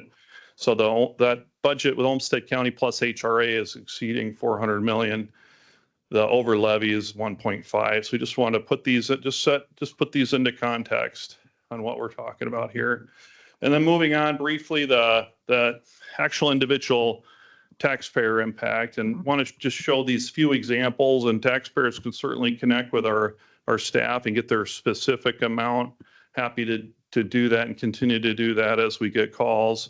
But just for your information, any of the public watching, we thought it'd be helpful to share an estimate of what this impact is on homeowners. So you can see the data up there.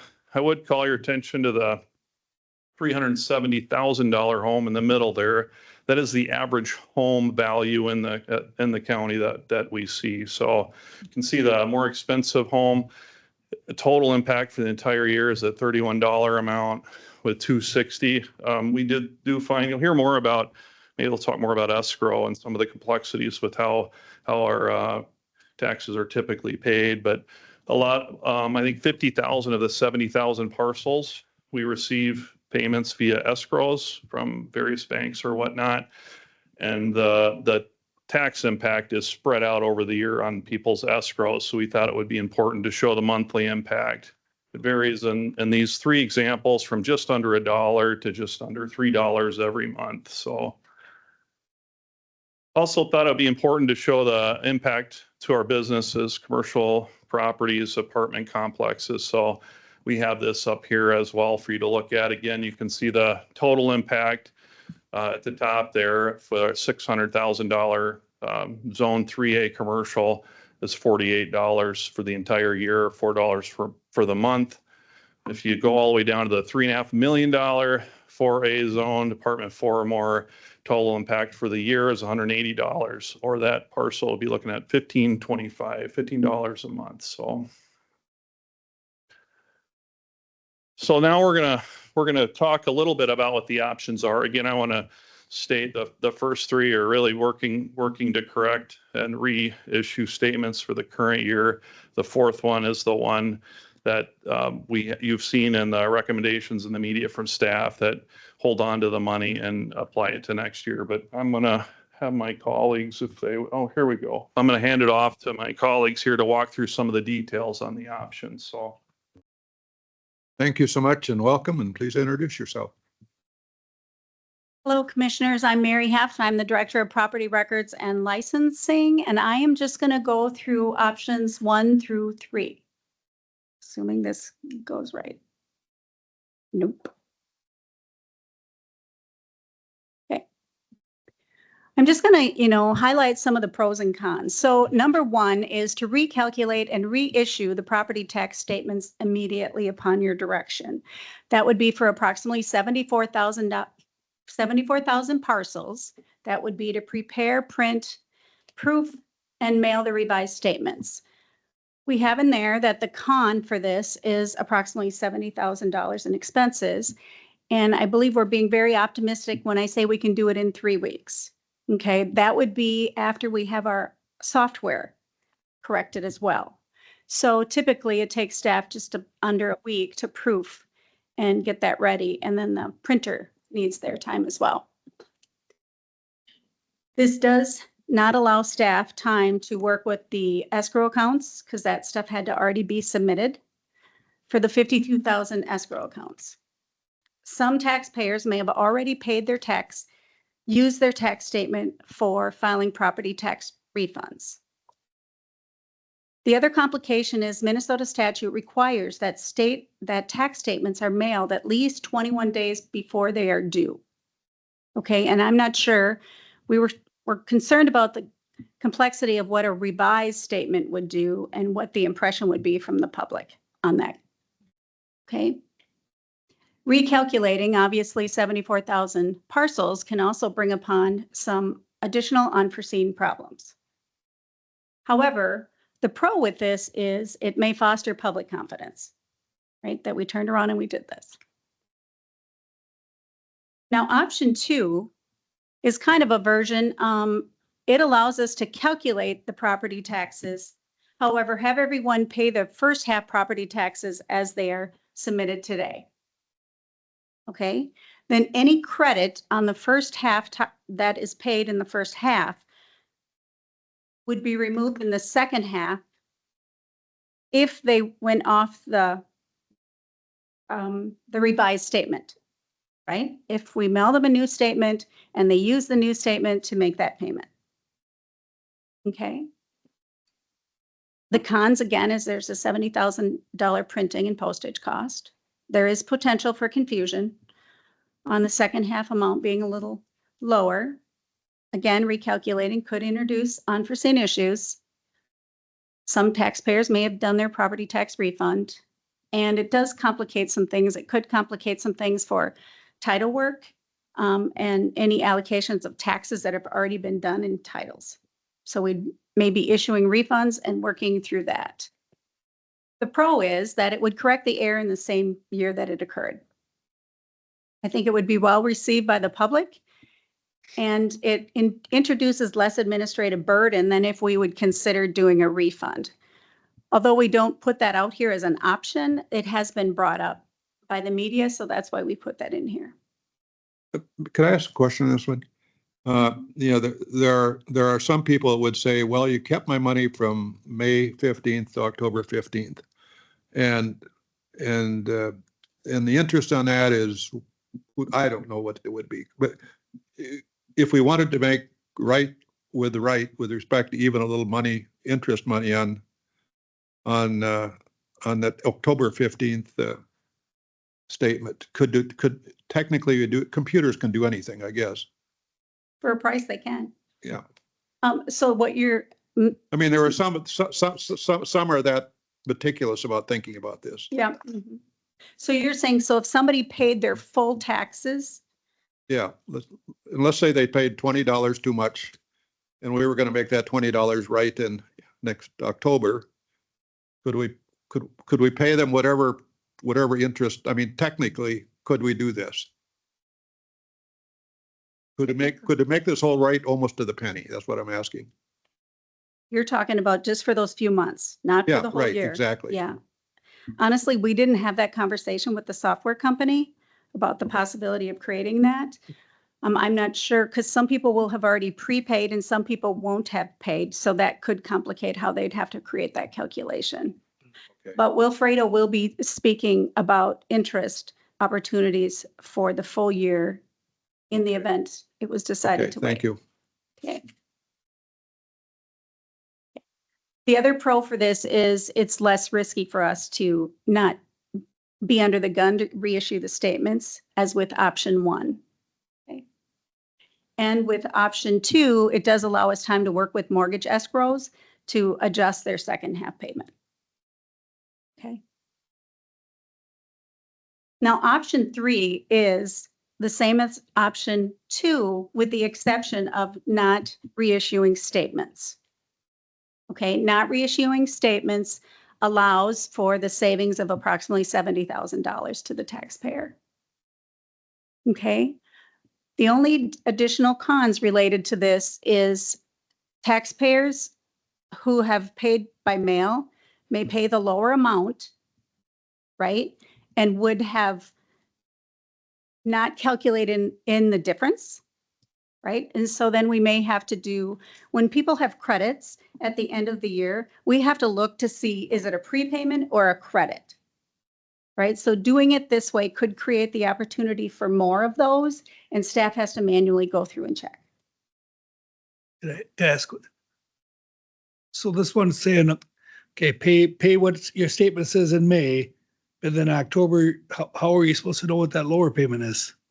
The people would have to look online Okay, to that's see what that is online, or they could come to the, when they come to the front desk, we would tell them what their new number is.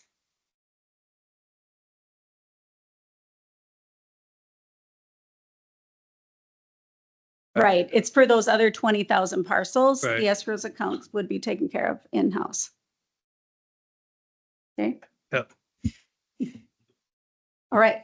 So now option Can I four, follow up? So I don't escrow, for instance, so I would have to figure this out online if you wanted to, or come to your office if or do you something. wanted to make the difference in the payment, the $20, Yeah. yes, you would have to. If you didn't do that, we would look to see if it needs to be applied to next year's. Okay, okay, So then when next year's statement came, you would see the prepay. okay. Okay, and I'm not sure if I clarified that. So the same thing, if we reprint tax statements, after the first statement, you would see prepays and you would see a new balance owed. Right. Okay, Got it. got it? Okay, Can- so I'm just went through 1 through 3. Wilfredo is going to come up and go through number 4. Number 4 is the one that was recommended to us by the Department of Revenue. Thank you. Welcome. Please introduce yourself. Thank you and good evening. Wilfredo Roman Catala, Olmsted County Chief Financial Officer. Let's see. So here we go with the fourth and last option. As Mary stated, this is the option that will allow that the state Minnesota Department of Revenue recommends that we follow according to the instructions and according to statute. In this instance, we will maintain the funds will maintain with the county, and then as we are going to establish the 2027 levy, we then will reduce by the amount of the 1.5 million plus interest. So think about it as a principal for and interest. So in this instance, it'll be a more consistent, lawful, and practical manner according to Minnesota Statute 275.075. The pros are simple administrative solution, avoidance of recalculation and introducing errors into the process. One more time, minimal disruption to the current tax collection process. The cons obviously are property owners who sell before 2027 will not benefit from this one. Taxpayers may perceive the county as retaining the funds longer than necessary, even though we're going to make the reduction in the following tax cycle and add interest. And the connection between the correction and the original error may not feel as transparent. So if you look at all those options side by side, if you will, option 1 will cost us, option 1 and 2 will cost us about $70,000 because we have to reprint, we have to mail, and postage is not free, so we have to incur those costs. Obviously, item number 3, while could influence your decision here, because there's no additional cost to the county. It may introduce other unforeseen issues. We have listed that as 0. And then the final option here is correct the error as we move forward into the 2027 levy. That will produce anywhere between $53,000 to $60,000 in interest, in additional reduction because of interest earned. Our intent is, if you go with option 4, is as soon as possible, purchase a term investment so we can secure for a period of 365 days. So we will earn all that funds and we will apply it, the principal plus the interest, to the 2027 levy. That's the intent. And as you can see at the bottom of the slide, we anticipate that interest will fall anywhere between 3.5% and 4%. I was looking at the interest rates today under the Minnesota Government Investing for Counties Fund, and it's around 3.73. So we're within that range there. Okay. Any questions here before I keep moving? Oh yeah, Commissioner. So when we're talking 70,000, that's just hard costs, so right? I mean, we're not talking the hours of labor. Correct. Yes, those are just the money going out the door in the form of payment for postage, printing, and things like that. I believe there's potentially some software-related costs, but the staff time is not included in that. Right, and number. that's significant. I mean, I would assume that's gonna be hundreds of hours probably total. Well, Mary, any thoughts into? Why don't you come to the microphone? Yeah. We did discuss this and the opportunity for whether to count staff time, right? And so we were calculating at approximately 7 to 8 people for 40 hours. That's to include the proofing time and stuff, because we really do have all the staff come together to do the proofing. But About we 300 anticipate, hours. that, yeah, so that adds up quickly, right? Yep. However, we discussed it and said, well, those people are going to be paid anyway. So then we reflected on, okay, what about OT?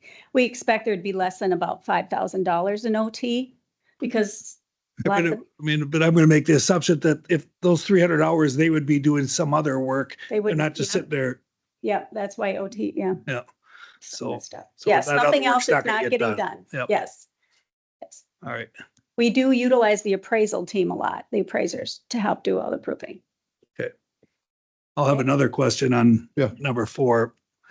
So if we opt for number 4 and we end up with this interest and all that stuff, do we have the ability then on our 2027 property tax statements to show that as a deduct?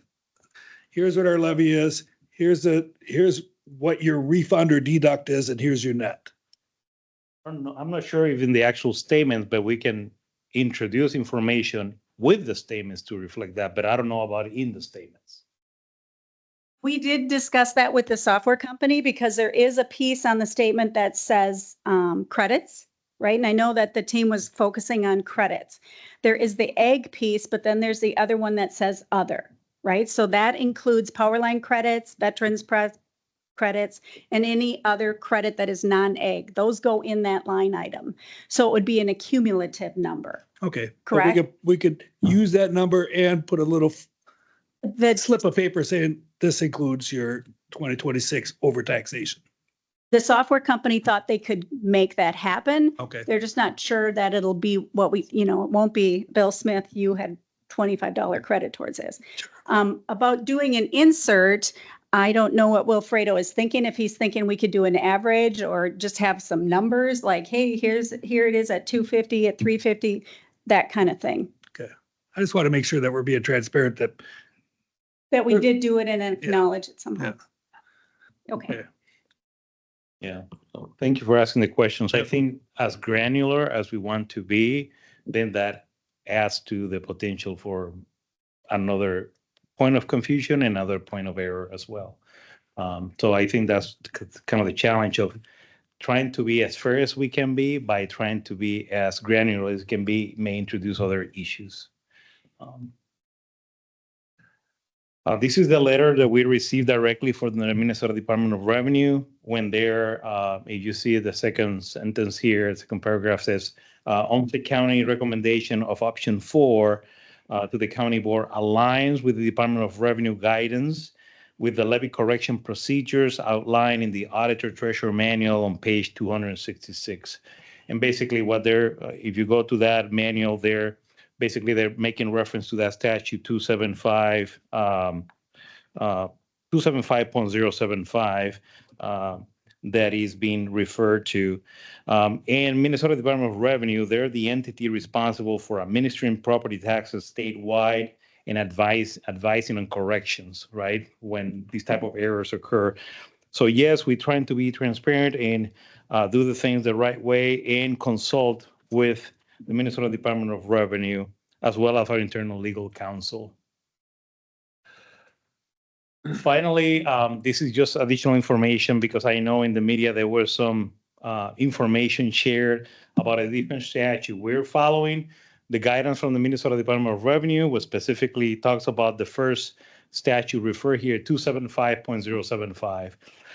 And the purpose of that statute is to say, hey, when you have a system-wide situation, an error, either under or in our case over, that administrative error should be followed under that statute. And that's the guidance that we received from both the Minnesota Department of Revenue and our legal counsel to say, hey, it is very appropriate and responsible to correct that in the following year levy. Again, in the media, there's these conversations about statute 278.14. labeled as refunds of mistakenly billed taxes. And that statute, the purpose of it is for individual parcel errors. So in a case-by-case basis, let's say that I was entitled to a market value exclusion of X, but unfortunately I got a lower amount. So in that case, I'm able to, under that statute, to get that corrected. Or if I have a veteran exclusion and didn't get it, that's the avenue for me on a case-by-case basis to handle that. So two different purposes, yes, kind of similar concept, but absolutely different. And like I said already multiple times, we have consulted with the Minnesota Department of Revenue, our internal legal counsel, and for our instance, for our mistake, the 275.075 is the applicable statute to follow. So with that said, unless you have any more questions for me, I'm going to allow James to come back and finish. I have a question. Yes. Thank you. The Department of Revenue didn't say that they wouldn't approve 1, 2, or 3, though, right? They recommended 4, but they didn't say 1, 2, and 3 is okay. They didn't say that. They didn't say what we didn't ask. Well, we ask we've had the 4 options. What is your recommendation? Basically, they say, yeah, we're in alignment that you should follow option 4. Okay. That's what the letter says. And I just want to clarify, if I may, Dave, if I own a property, commercial property, and I'm selling it, I can calculate what my overpayment is and have that be in the sales price. So if I know that this parcel will get $1,000 refund from the county next year, and that $1,000 is important to me in the sale of my property, I can add that $1,000 to my sale price or negotiate that with the buyer, because we're not to May 15th yet. None of these taxes very few people are prepaying their taxes before May 15th. They're escrowing it, but they're not coming to the county until May 15th. So you are correct. Yep. Thank you. All right. Thank you. So now you've heard why we're here, what happened, some of our corrective actions. You've heard the context. You've heard options 1 through 4. Now is your turn as commissioners to give us direction. And this is one of those unfortunate situations where we do need a decision, and all the decisions in front of you, well, none of them are good. There isn't one like this is the one. This is a balance of options before you with quite a few cons. So as CFO Wilfredo Catalana mentioned, all the options before you are true options. There aren't any that would be considered unlawful. There is certainly a recommendation or communication to the Department of Revenue. And yet the other options, they're all true options. So I don't know if I think that was the general question, but with that, what further questions, comments, or Okay, folks, it's our turn. We've got the information before us. We've got at least 4 recommended items, and is there and any other thoughts anybody else might have about other approaches? But is there a motion to proceed with any one of them so we can begin discussion? I'm gonna jump, Greg, here, and I'm gonna I'm gonna move to forward for option 4 on the basis of that there is at least $123,000 delta between option 4 and the other options, and I'm not in favor of spending our taxpayers' dollars to feel good about ourselves. I'd rather we benefit our taxpayers than waste dollars like that. So I move for option 4. Okay, so we have a motion to pursue the option 4, bullet 4, I'll call it. Is there a second? Second.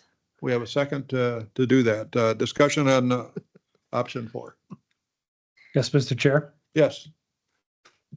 I have to say, this decision should not hinge on doing what's most convenient for the county. The county, to the county's credit, acknowledged the mistake and was transparent about it. For most people, the amount that they would have to pay or overpay is nominal. For others, it might be a more significant burden. But what really matters is that this has caused a breach of trust with our taxpayers. For all the good the county does, we must continuously work to maintain that trust. And what we do is, and make sure that what we do is always in the taxpayer's best interest. For this reason, I believe it's incumbent for the county to act quickly and resolutely to restore that trust and make every effort to reassess the tax amount to ensure taxpayers are paying the correct amount now, not later. It will involve some expense and a lot of staff time, but I believe it's possible and important for us to do this because government must demonstrate that we are always working in the public's best interest and are willing to do the hard things in order to right a wrong. I support option one. Well, that's not on, anyway, so you're opposed to the motion at this point? I am opposed. Yeah. Any other discussion relative to the motion? Yes. Oh, I just want to point out there is no option 5 where we quote unquote keep the money. I mean, we don't get the money. The county's not going to keep the money. It's whether the money is we spend $70,000 to try to get it back to you faster, or whether we let you earn interest on it. There's no option 5 where we quote unquote keep the money. Yes, Commissioner Robinson. Yeah, and following up on those comments, I just think about the hours that we spend every year putting together our budgets. And we'll literally spend an hour talking about $100,000 decision because we take our fiduciary responsibility very, very seriously. And this is incredibly unfortunate situation, and absolutely, it infuriates me as a taxpayer that this happened, but it happened. Human error happens. We've been transparent. We've done our due diligence in ensuring that corrective actions are put in place that this does not happen again. But I can't in good faith say we're going to spend $100,000 of taxpayer dollars to return this. Option 4 that allows us to gain interest on that 1.5 million and add that to, or apply it to the 2027 budget that we put forth, I absolutely believe is in the best interest of taxpayers. Mr. Chair? Yes. Commissioner I Belkey Smith. completely agree with my colleague, Commissioner Rossman, and I would agree. I would add to that option 4 strikes me as the least confusing solution to a very unfortunate and regrettable situation that we find ourselves in. Anyone else? Can I just make one? Sure. Well, anybody else quick have point? spoken? Okay, go ahead. The difference, based on the numbers that I saw, the difference in cost, because option 4 is still going to cost tens of thousands. No, option 3 was 0. Option 4, as far as I could tell, was what, 55,000? So for a difference of That was for cost. Positive. It's a positive amount. We gained Interest 53,000 in gain. interest. Net interest. There we would- can Oh, clarify. but that's not our money. Any interest isn't our money. Right, it goes back to the taxpayers Yeah, those So are the it's tax and interest A year from now, next year. that's their money. It's true. And they're earning interest? 70,000 is their money too. Yeah, it's true. To me, the most, True too. to me, the easiest solution is to, they haven't paid a dime. They haven't really even been assessed yet. We have time to make it right before the deadline. I just don't understand why that wouldn't be the number one consideration. Anyway, Yeah, all right, Mr. I'm done. Chair. Anyone else? Yeah, Commissioner Wright. Mr. Chair, yeah, thank you very much. I'm going to oppose option 4 on the basis that I believe that maintaining good faith and trust in Olmsted County is worth $70,000. And that $70,000 goes a long way to tell the people of Olmsted County, you know, we made a mistake and we're going to make it right. I do disagree with those that say that we're keeping their money and we've stolen their money. That's not the case at all, because we would be returning the money to them under number 4.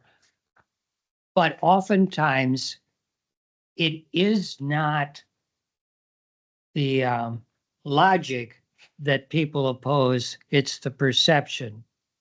And in this case, the perception is you're doing something that I don't like, and therefore your whole organization is crap.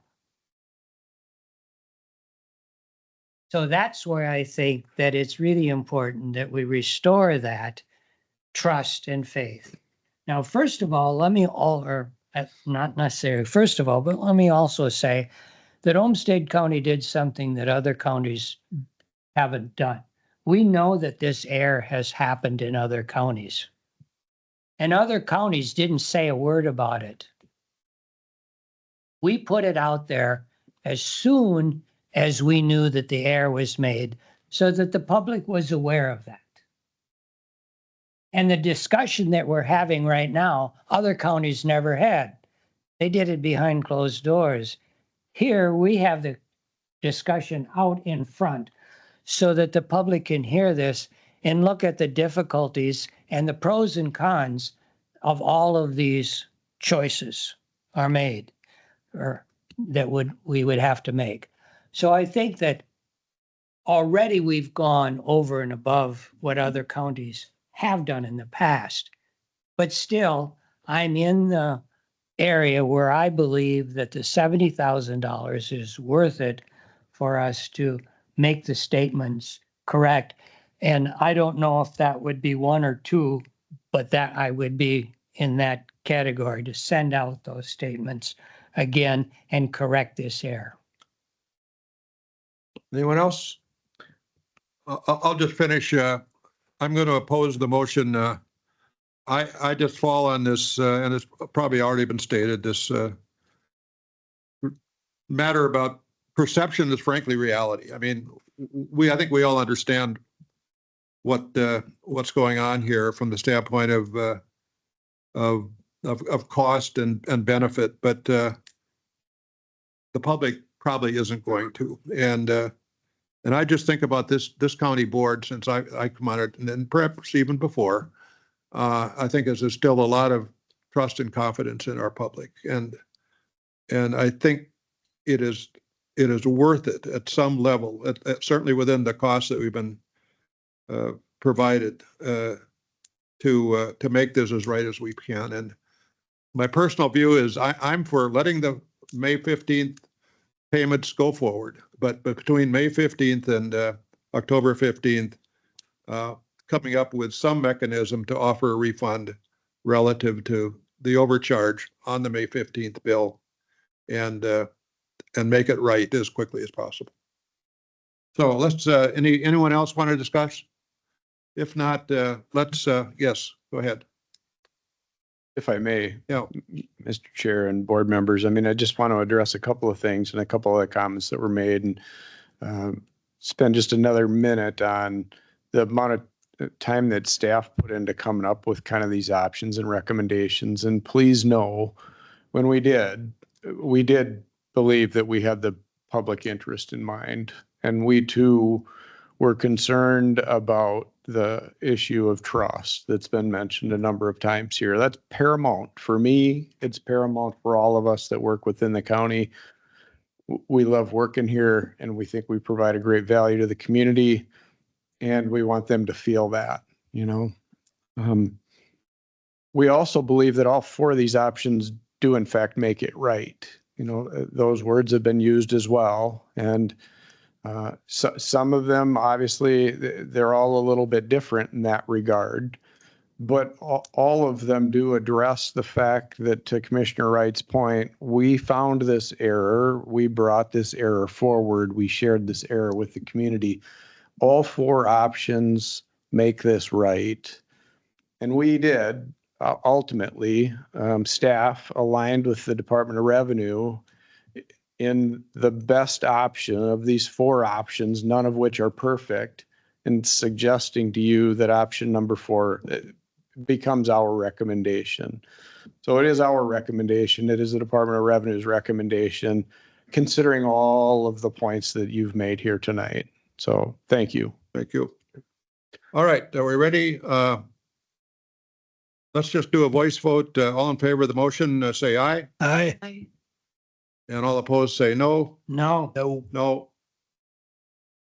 Hey, I'm going to roll call that. Would you call the roll? Commissioner Tyne, Aye. Commissioner Wright, No. Commissioner Mueller, Aye. Commissioner St. John, No. Commissioner Rossman, Aye. Commissioner Bodoki Smith, Aye. and Commissioner Hopkins. No. So you tally those real quick for me? Is it 4-3? 4-3. 4-3 on the aye or the no? Aye. 4-3 on the aye. Does the motion passes? Okay, the motion passes. We go with option 4. And we move on. And we move on to a recess for a closed session to discuss the sales strategy for county-owned real estate. Mr. City Attorney, would you define for us the legal obligations to do that? County attorney. County attorney. County attorney. Thank you, Mr. Chair. The requirements to close a meeting to discuss offers to buy or sell real estate by a local unit of government are spelled out in 13D05. Probably the most important thing here, in addition to what you see in the request for action, is that you should identify, and they're listed in the request for board action, the parcel numbers of the 2 sets of parcels that you're going to be considering in closed session tonight. So. Is that it, Mr. County Attorney? Yes. Okay. With that, then we will recess. Oh, I'm sorry. Typically, we read them into the record just so that it's clear to the public in case they don't have a copy of the agenda. Okay. Will you do that? I can do that if you'd like. Yes. So the first set of parcels is 640244021982 and 640244021980. And the second parcel it's going to be considered in closed session is 731441085856. Okay, with that, we'll recess to the college chair. To room 2.